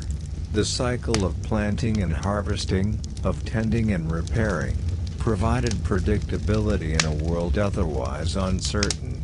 Mastery of skill, attention to detail, and adaptation to circumstance gave humans a fragile sense of control over their environment. Labor shaped both belief and perception. Success or failure was interpreted through lenses of effort, skill, and divine favor. A season of good harvest could be seen as a blessing, disaster as punishment. Human effort and unseen influence were inseparable in daily experience. Observation, practice, and ritual formed a single, interdependent system. You enter a small, smoky room. A fire burns in the hearth, its orange glow illuminating the rough-hewn walls and the straw on the floor. The smell of burning wood and cooking meat fills the air. In the medieval world, fire was central to life. It provided warmth, light, and a means to cook food, but it was also a constant source of danger. Every flame had to be managed, every spark monitored, and every ember respected. Fire was not merely functional, it was life itself. In the bitter cold of winter, a hearth meant survival. Families clustered near the glow, relying on it for warmth and comfort. Meals were cooked over it, water was boiled, and tools were sometimes shaped by flame. Fire allowed work to continue into the dark hours, offering both literal and metaphorical illumination. Yet fire demanded constant attention. A spark could set alight straw, timber, or thatch in an instant. Homes were often closely packed, with walls made of wood and roofs of dry reeds. A single accident could destroy an entire village. Fire prevention was an ever-present concern. Children were taught from a young age to respect heat, to carry torches carefully, and to avoid playing too close to the hearth. Cooking, heating, and light all relied on controlled danger. Pottery, boiling water, and baking bread required flame. Even lighting a candle could be risky. Every flame was both helpful and potentially destructive. Attention, patience, and experience were essential. The same fire that cooked supper could consume home, possessions, and lives. Communities adapted to minimize risk. Hearths were built carefully, often with stone surrounds or raised floors. Chimneys were rare in early medieval homes, but where present, they directed smoke outside. Fire buckets or containers of water were kept nearby. Villagers coordinated in watching for accidental fires. Mutual aid and vigilance were essential to prevent catastrophe. Fire influenced social life. Evening gatherings took place around hearths, shaping communication, storytelling, and domestic routine. The fire's glow set the rhythm for work, conversation, and rest. It was both a practical necessity and a social center. Stories, advice, and warnings circulated in its light, reinforcing collective knowledge and behavior. The unpredictability of flame reinforced superstition. Sudden fires could be interpreted as divine punishment, witchcraft, or cosmic misalignment. An unexplained blaze might suggest a household was cursed, or that neglect had provoked supernatural wrath. Fire became a symbol as much as a tool. Danger, morality, and fate all fused in its glow. Ritual and precaution overlapped with practical measures. Families blessed hearths, sprinkled water around homes, or invoked saints for protection. Candles and lanterns were positioned carefully. Even cooking practices carried ritual significance. Prayers before lighting, gestures to guide flames, and attention to timing were part of daily routines. Practical caution and spiritual observance worked together to safeguard life. Children learn the dual nature of fire early. From carrying small torches to tending hearths, they absorbed lessons in responsibility, respect, and caution. Play was limited near flames. Observation and repetition taught them that fire demanded both attention and respect, its warmth and danger inseparable. Urban centers were particularly vulnerable. Crowded streets, wooden buildings, and open flames made cities tinderboxes. A single accident could spread quickly. Watchmen, guilds, and households coordinated to manage risk. Water sources, buckets, and sand were kept ready. Fire shaped urban planning, architecture, and community vigilance. Even in rural areas, fire demanded respect.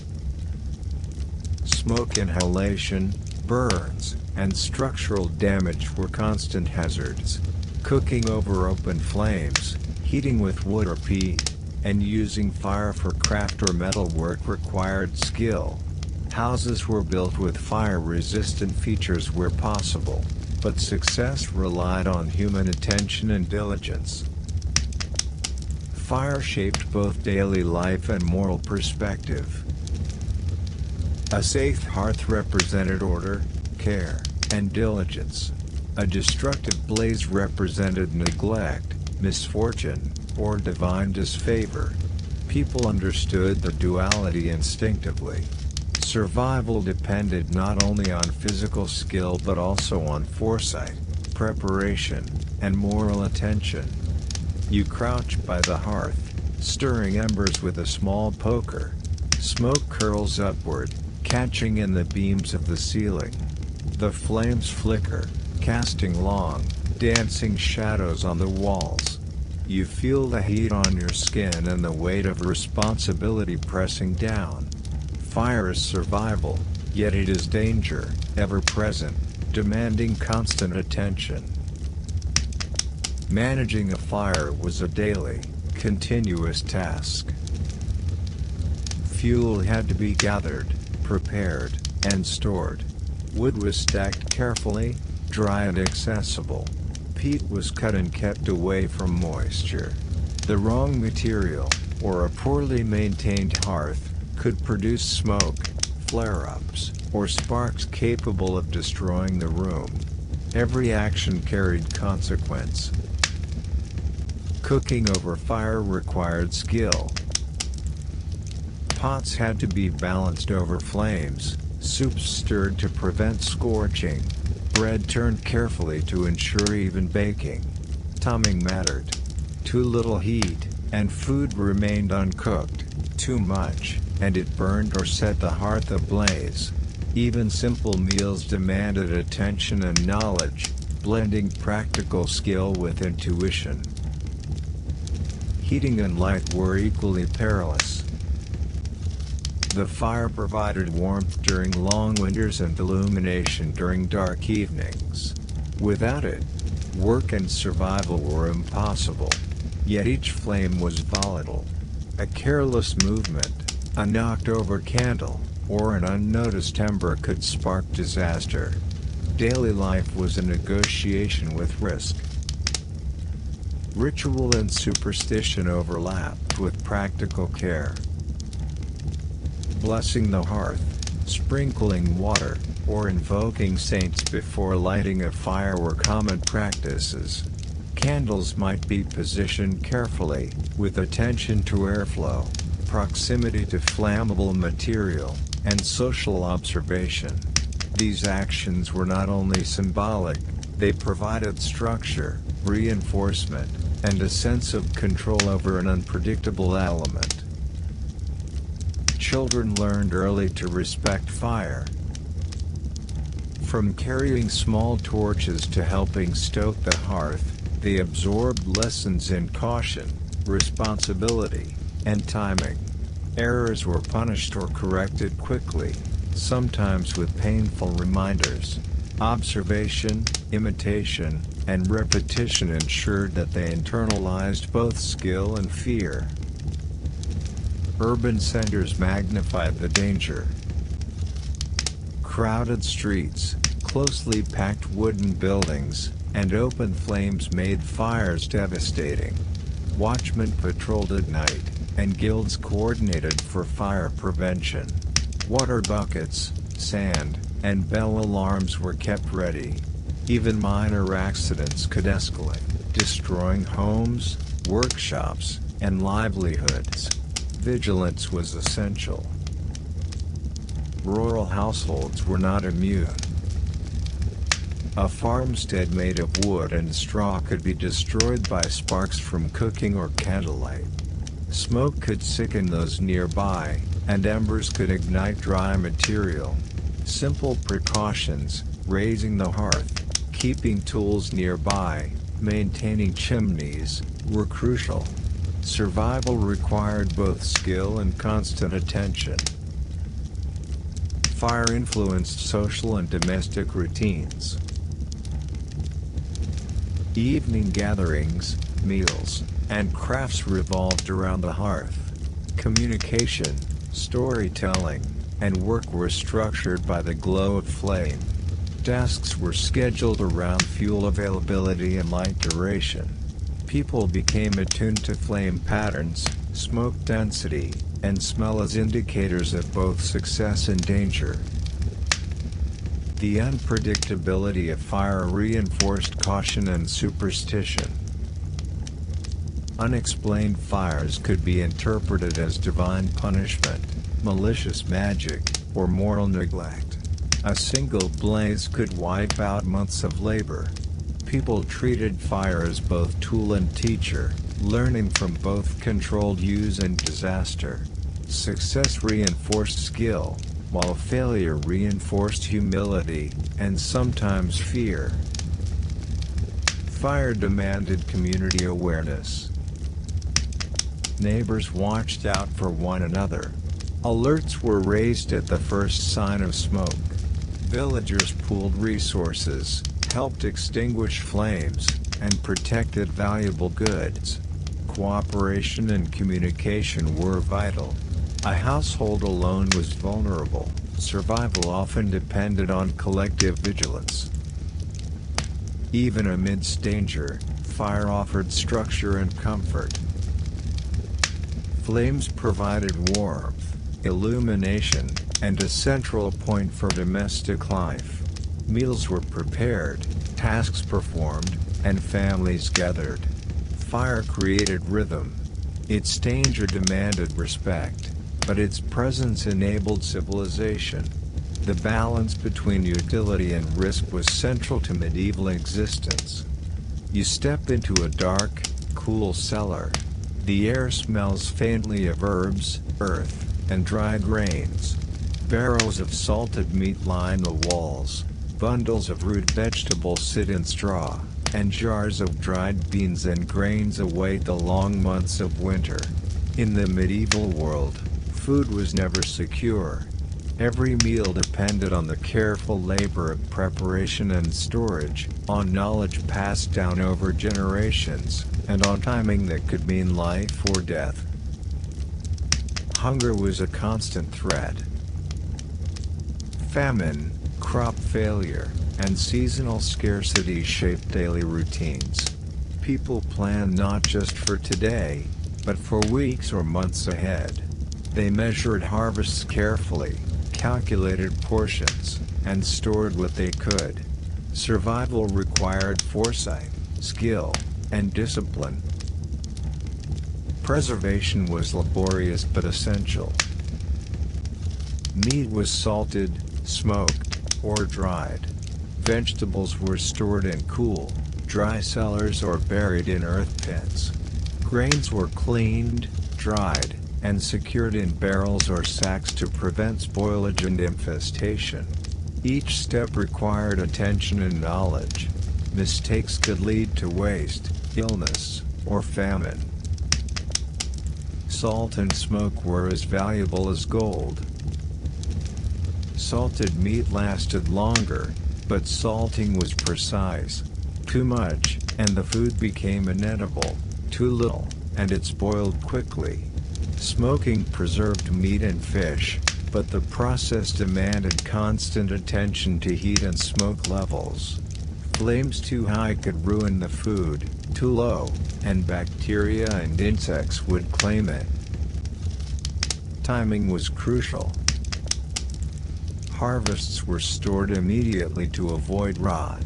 Grain had to be dried before storage. Root vegetables had to be layered with straw to preserve moisture without encouraging decay. Even small errors in timing could result in months of lost nourishment. Survival demanded not only physical labor but keen observation. Food preservation shaped social life. Communities shared knowledge, cooperated during harvest, and assisted neighbors in storing and protecting food. Labor was communal. Failure affected not just one household, but sometimes the entire village. Cooperation ensured survival. Children were trained from an early age. They learned to clean, dry, and store food. They helped carry barrels, layer vegetables, and maintain cellars. These tasks taught responsibility, skill, and patience. Observation and repetition reinforced knowledge, preparing the next generation for survival. Ritual and belief intertwined with storage practices. Food was blessed before storage, sometimes with prayers or symbolic gestures to ensure protection from pests, rot, or divine disfavor. Superstition guided behavior, placing a coin in a grain barrel, hanging herbs for protection, or sprinkling water at certain times. Practical measures and belief operated together. Weather and environment influenced storage success. Excess moisture could ruin a cellar. Dry conditions prevented rot but required careful monitoring of humidity. Rodents, insects, and mold were constant threats. People adapted by selecting storage locations, adjusting airflow, and monitoring conditions. Knowledge of the environment was essential for survival. Failure carried consequences. Spoiled food could result in malnutrition, illness, or famine. Households lost resources painstakingly gathered and preserved. The stakes were high, and vigilance could not waver. Preparation was not optional, it was necessary for life itself. Even mundane work carried moral and psychological significance. Careful preservation reflected discipline, diligence, and foresight. Neglect suggested moral weakness, carelessness, or lack of preparation. Communities judged not only outcomes but effort, reinforcing social expectations. Food shaped the rhythm of life. Meal times, work schedules, and daily routines were structured around availability. Preservation dictated the pace. Harvests, drying, smoking, and storage created cycles that repeated annually. Life itself moved in tandem with the food supply. You descend the narrow wooden stairs to the cellar. The air is cool and damp, carrying the faint scent of earth, herbs, and stored grains. The barrels and baskets, carefully arranged in layers of straw, are more than containers, they are the difference between survival and scarcity. In the medieval world, preparing for winter was a labor-intensive, constant concern. Every step of preservation required knowledge, patience, and vigilance. The first task was securing harvests. Grains had to be cleaned, dried, and measured precisely before storage. Damp grains could sprout, mold, or attract pests. Root vegetables, like turnips and carrots, needed careful layering in straw or sand to maintain moisture without allowing rot. Legumes were stored in jars or sacks, often dusted with ash or herbs to repel insects. The process demanded attention to detail, repetition, and knowledge passed from one generation to the next. Salt and smoke remained essential allies. Salted meats were prepared with exact quantities. Too little, and the meat spoiled. Too much, and it became inedible. Smoking required careful attention to the fire.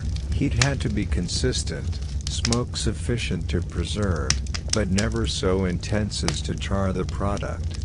Fish, particularly herring, cod, and eels, were dried or smoked according to regional methods.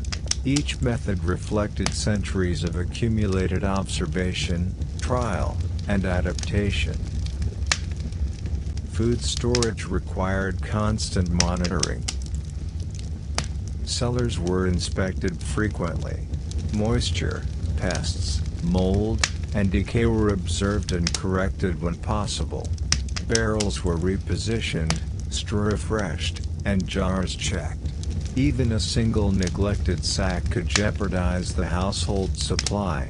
Vigilance was unending, for survival depended on attention sustained across weeks and months. Children participated in these efforts. They carried water, layered vegetables, swept cellars, and learned to recognize signs of spoilage. These tasks were both practical and educational. From a young age, children absorbed the rhythms of preparation and the knowledge necessary for survival. Learning was experiential, slow, and cumulative. The social dimension of food storage was significant. Communities cooperated during harvests and storage. Shared labor enabled efficiency and security. Neighbors assisted one another in protecting crops from theft, animals, or spoilage. Advice and techniques were exchanged, often along with stories of past failures or miraculous recoveries of food supplies. Knowledge was communal as much as individual. Superstition and ritual intertwined with practical care. Food was blessed before storage.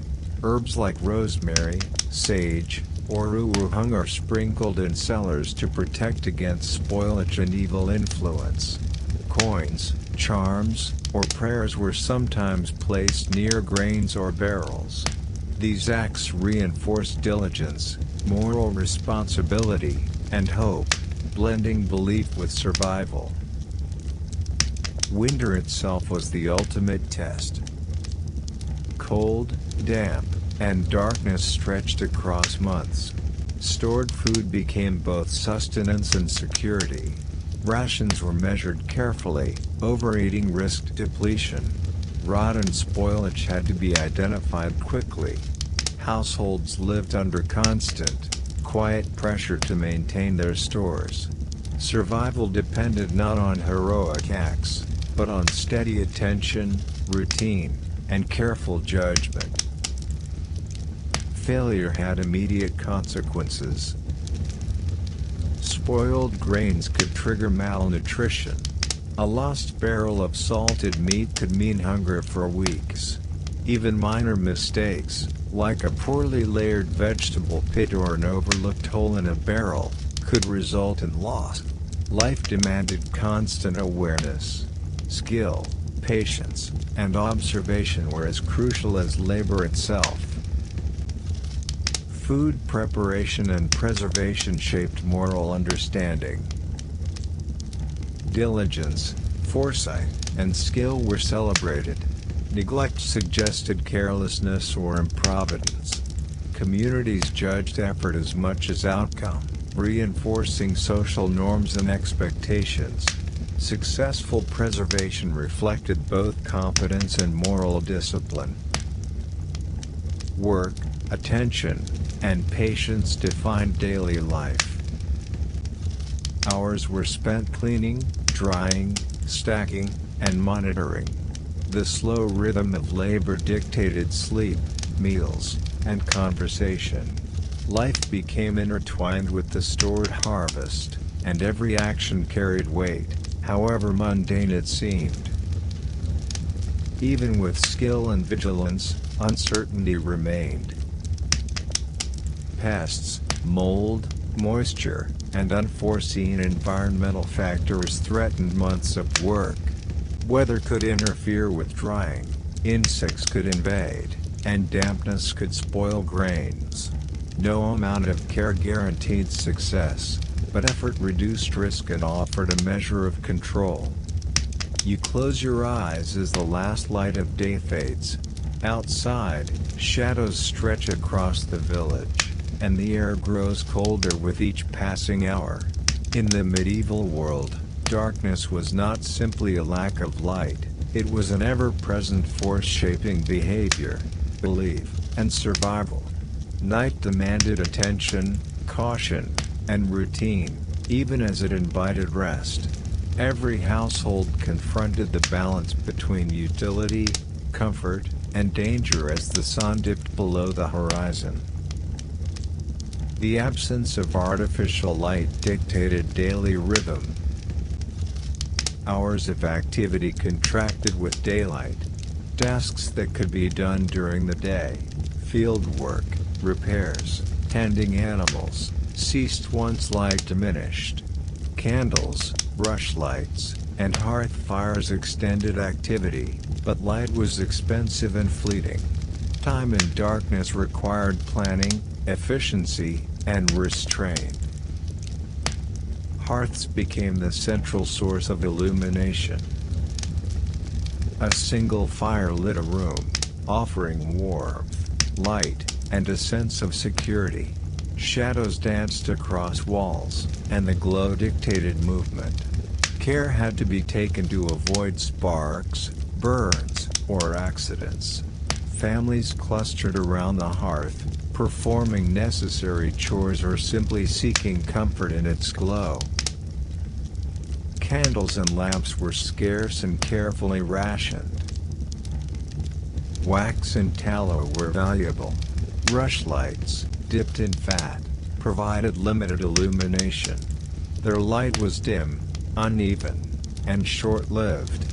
Activities after sunset were restricted. Reading, writing, or crafting required minimal light. Nighttime labor was rare and often confined to urgent tasks. Every flame demanded careful attention. Darkness shaped social behavior. Villagers limited travel after dusk. Streets were unlit, and shadows could conceal dangers, from thieves to animals. Nighttime routines were cautious. Groups moved together for safety. Children were indoors, and work paused. Fear of the unknown reinforced caution, shaping community norms and habits. Sleep was a necessity but also a strategic practice. Without artificial light, sleep schedules followed natural cycles. People slept in segments, a first sleep, a period of quiet wakefulness, and a second sleep before dawn. Nighttime activity was minimal and often ritualized. Dreams were interpreted as messages, omens, or warnings. Sleep was not just rest, it was a critical component of survival and perception. Night reinforced belief in unseen forces. In darkness, imagination and superstition filled gaps in perception. Spirits, omens, and witches were thought to roam after sunset. Protecting the household with charms, prayers, or holy water became more urgent at night. Darkness magnified both fear and ritual, blending practicality with belief. Animals and the environment dictated nighttime vigilance. Livestock had to be sheltered, water maintained, and guard animals listened to. Wolves, wild dogs, and other predators posed real threats. Nighttime was a period of both rest and vigilance, demanding careful attention to sound, movement, and routine. Survival depended on anticipation as much as reaction. Houses and villages were adapted to darkness. Entrances were minimal and easily secured.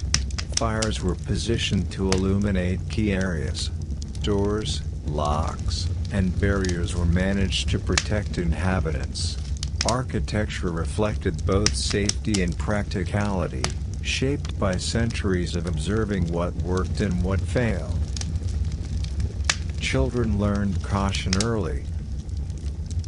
They were taught to avoid wandering in the dark, to respect the dangers of night, and to assist with nighttime chores. Tasks such as feeding animals or checking fires combined responsibility with education. Experience and observation became essential life skills. Nighttime also influenced social and religious practice. Evening prayers, vigils, and household blessings often took place after sunset. Spiritual activity was intertwined with daily survival. The darkness reinforced attentiveness, moral order, and a sense of continuity, bridging the physical and spiritual world. Sleep, labor, and darkness were inseparable. Daily life was structured around the balance between light and dark, activity and rest, preparation and caution. Households adapted, routines were refined, and attention to detail became survival practice. Every night was both a challenge and a framework for order. Despite these routines, uncertainty persisted. Sudden events, a fire, illness, predator attack, or theft, could disrupt the night. Vigilance could mitigate, but not eliminate, risk. Darkness reminded people that survival was fragile, that control was limited, and that preparation was constant. You walk down a narrow path to the village well. The rope creaks as a bucket descends, cutting through the early morning stillness. The water, cool and murky, is life itself, yet it carries danger as quietly as it provides sustenance.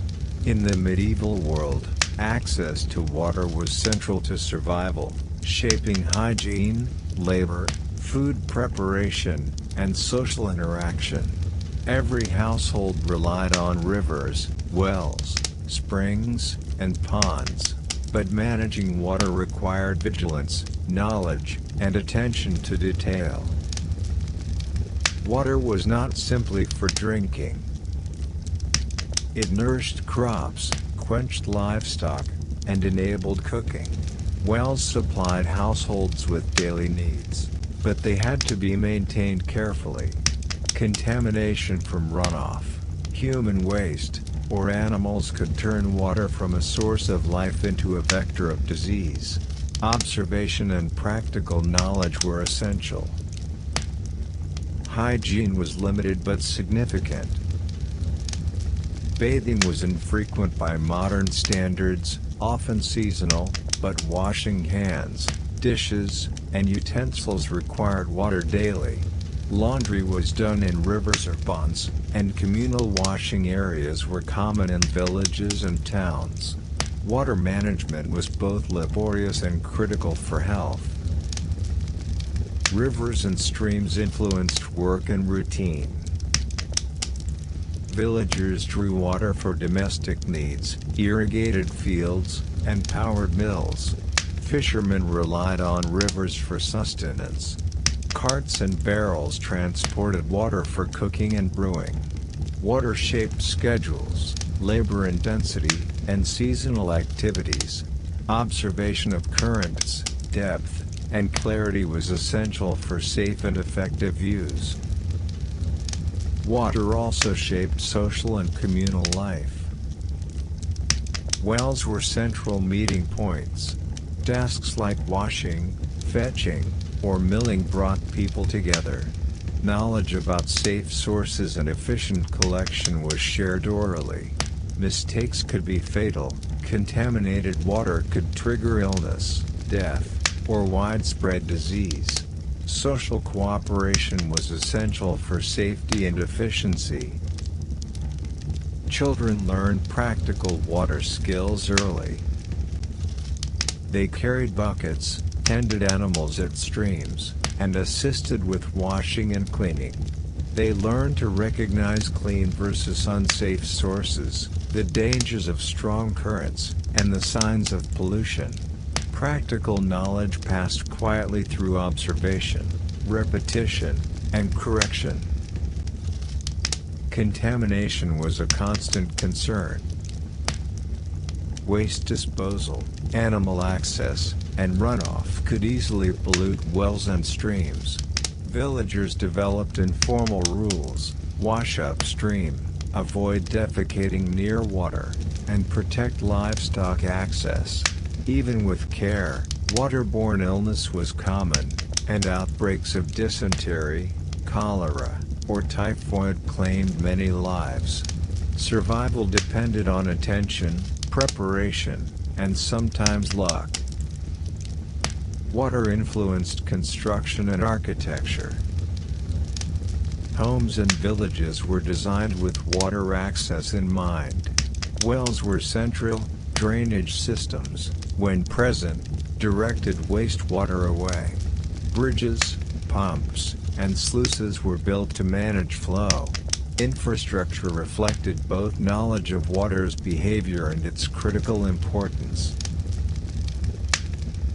Ritual and belief intertwined with water practices. Water was blessed for drinking, cooking, and bathing. Springs were considered sacred, and pilgrimages to certain wells were common. Rituals, prayers, and offerings aimed to protect water quality, reinforce moral behavior, and invoke divine favor. Faith and necessity were inseparable. Daily life demanded vigilance. Buckets had to be refilled regularly, animals watered, and water for cooking prepared. Mistakes or neglect could result in scarcity or sickness. Life became a series of calculated actions centered around the flow, storage, and protection of water. Even in times of abundance, uncertainty persisted. Droughts, contamination, or structural failures could disrupt the delicate balance. Villagers adapted, storing water in barrels, protecting wells, and monitoring environmental changes. Every day, survival depended on careful attention and small, deliberate actions. You enter a small chamber, the air heavy with the scent of herbs and smoke. A fevered patient lies on a straw-filled mattress, and the caregiver hovers nearby, applying poultices, preparing teas, and whispering prayers. In the medieval world, medicine was as much art as observation, and survival often depended on careful attention, knowledge passed down orally, and a combination of practical remedies and ritual. Healing was laborious, uncertain, and slow, an invisible thread that linked daily life, superstition, and survival. Illness was constant. Infants, the elderly, and laborers were vulnerable to fevers, infections, and injuries. Epidemics struck unpredictably, and even minor ailments could become life-threatening. Care required constant attention, observation, and action.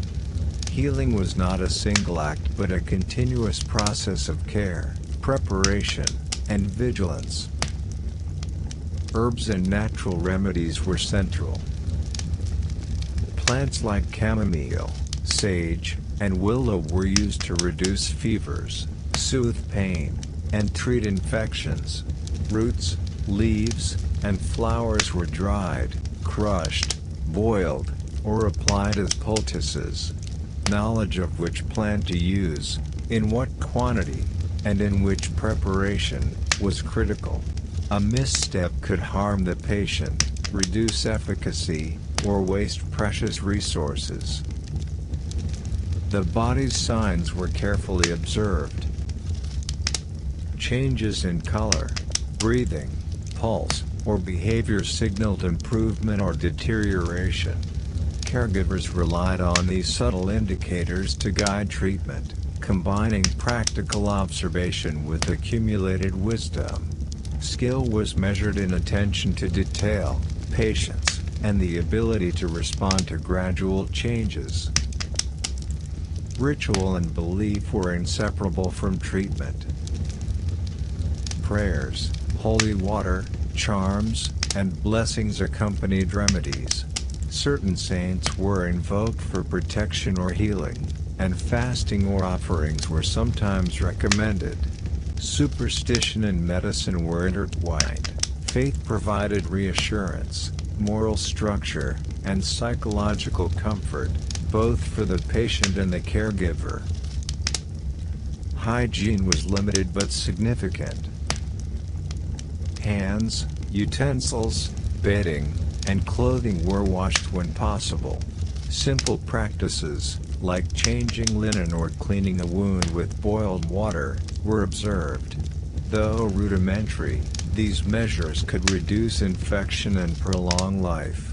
Observation, repetition, and cleanliness were intertwined with superstition and ritual. Children learned care through observation.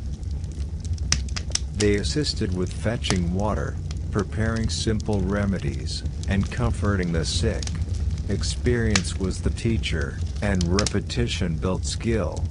Knowledge of remedies, gestures, and routines passed silently from adult to child, forming the backbone of communal medical practice. Illness shaped social interaction. Neighbors provided aid, shared remedies, and offered support. Communities monitored outbreaks, advised on treatment, and coordinated care for the sick.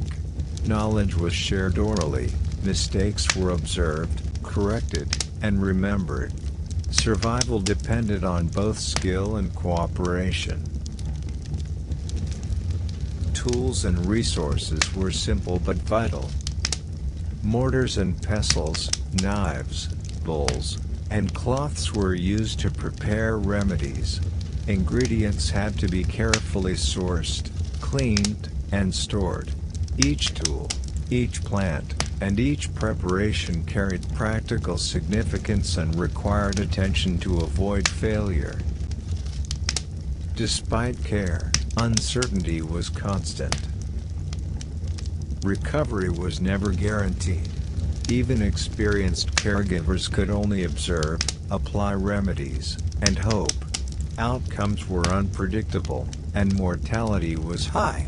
Illness was both a test of skill and a reminder of human fragility. Even the mundane work of care was mentally taxing. Attention had to be sustained for hours, days, or weeks. A small change in a patient's condition could be significant. Each gesture, each application of a poultice, each whispered prayer mattered. Care was laborious, emotionally demanding, and endlessly repetitive, but it was also essential.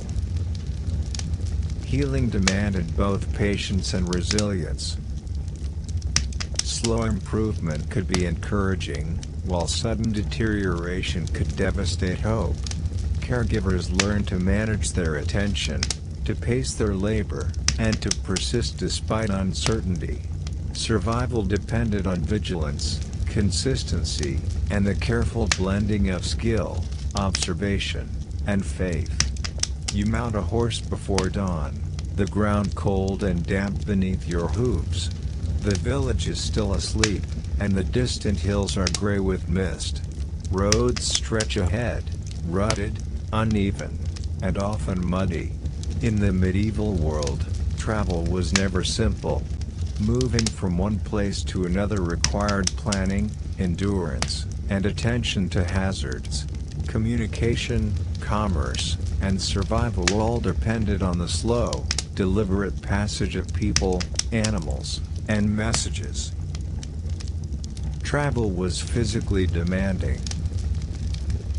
Paths were unpaved, often filled with rocks, mud, or obstacles. Horses, carts, and humans were burdened with goods, messages, or provisions. Journeys could take days or weeks.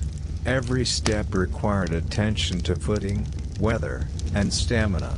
Delays were inevitable, and patience was as essential as strength. The pace was dictated by the environment. Rain could turn tracks to quagmires, Rivers could rise unexpectedly, and forests concealed both wildlife and human threat. Travelers had to observe patterns in nature, anticipate dangers, and adapt routes accordingly. Survival required knowledge of terrain, weather, and timing. Caravans and riders were essential for commerce and communication. Merchants, messengers, and pilgrims moved slowly but consistently, connecting distant communities. Goods, news, and culture spread along these routes, though the pace was measured and often unreliable. Each traveler contributed to the slow weaving of a larger world. Social interactions shaped travel. Villages and towns provided temporary shelter, meals, and guidance. Hospitality was a survival mechanism. Knowledge of safe routes, local customs, and potential dangers was transmitted orally. Travelers relied on community cooperation as much as on their own skill. Children and adolescents observed and assisted in local travel. They learned to lead animals, carry light loads, and recognize landmarks. Travel became a practical education. Observation, memory, and endurance were reinforced with experience. By adulthood, many could navigate vast areas with confidence and caution. Night travel was dangerous but sometimes necessary. Without modern lighting, journeys were limited by daylight. Roads were patrolled by few, and threats, bandits, wild animals, or treacherous terrain, were magnified after dark. Planning, vigilance, and caution were constant companions. Travelers balanced necessity with risk at every step. Weather dictated both opportunity and hazard. Fogs, storms, snow, and heat slowed progress and threatened safety. Travelers observed clouds, wind, and animal behavior for clues. Understanding natural patterns was essential for timing departures, resting, and choosing routes. Observation and experience were as crucial as physical stamina. Speed was a luxury few could afford. Horses, carts, and human endurance had limits. Messages could take days to reach neighboring towns. Merchants had to plan for delays.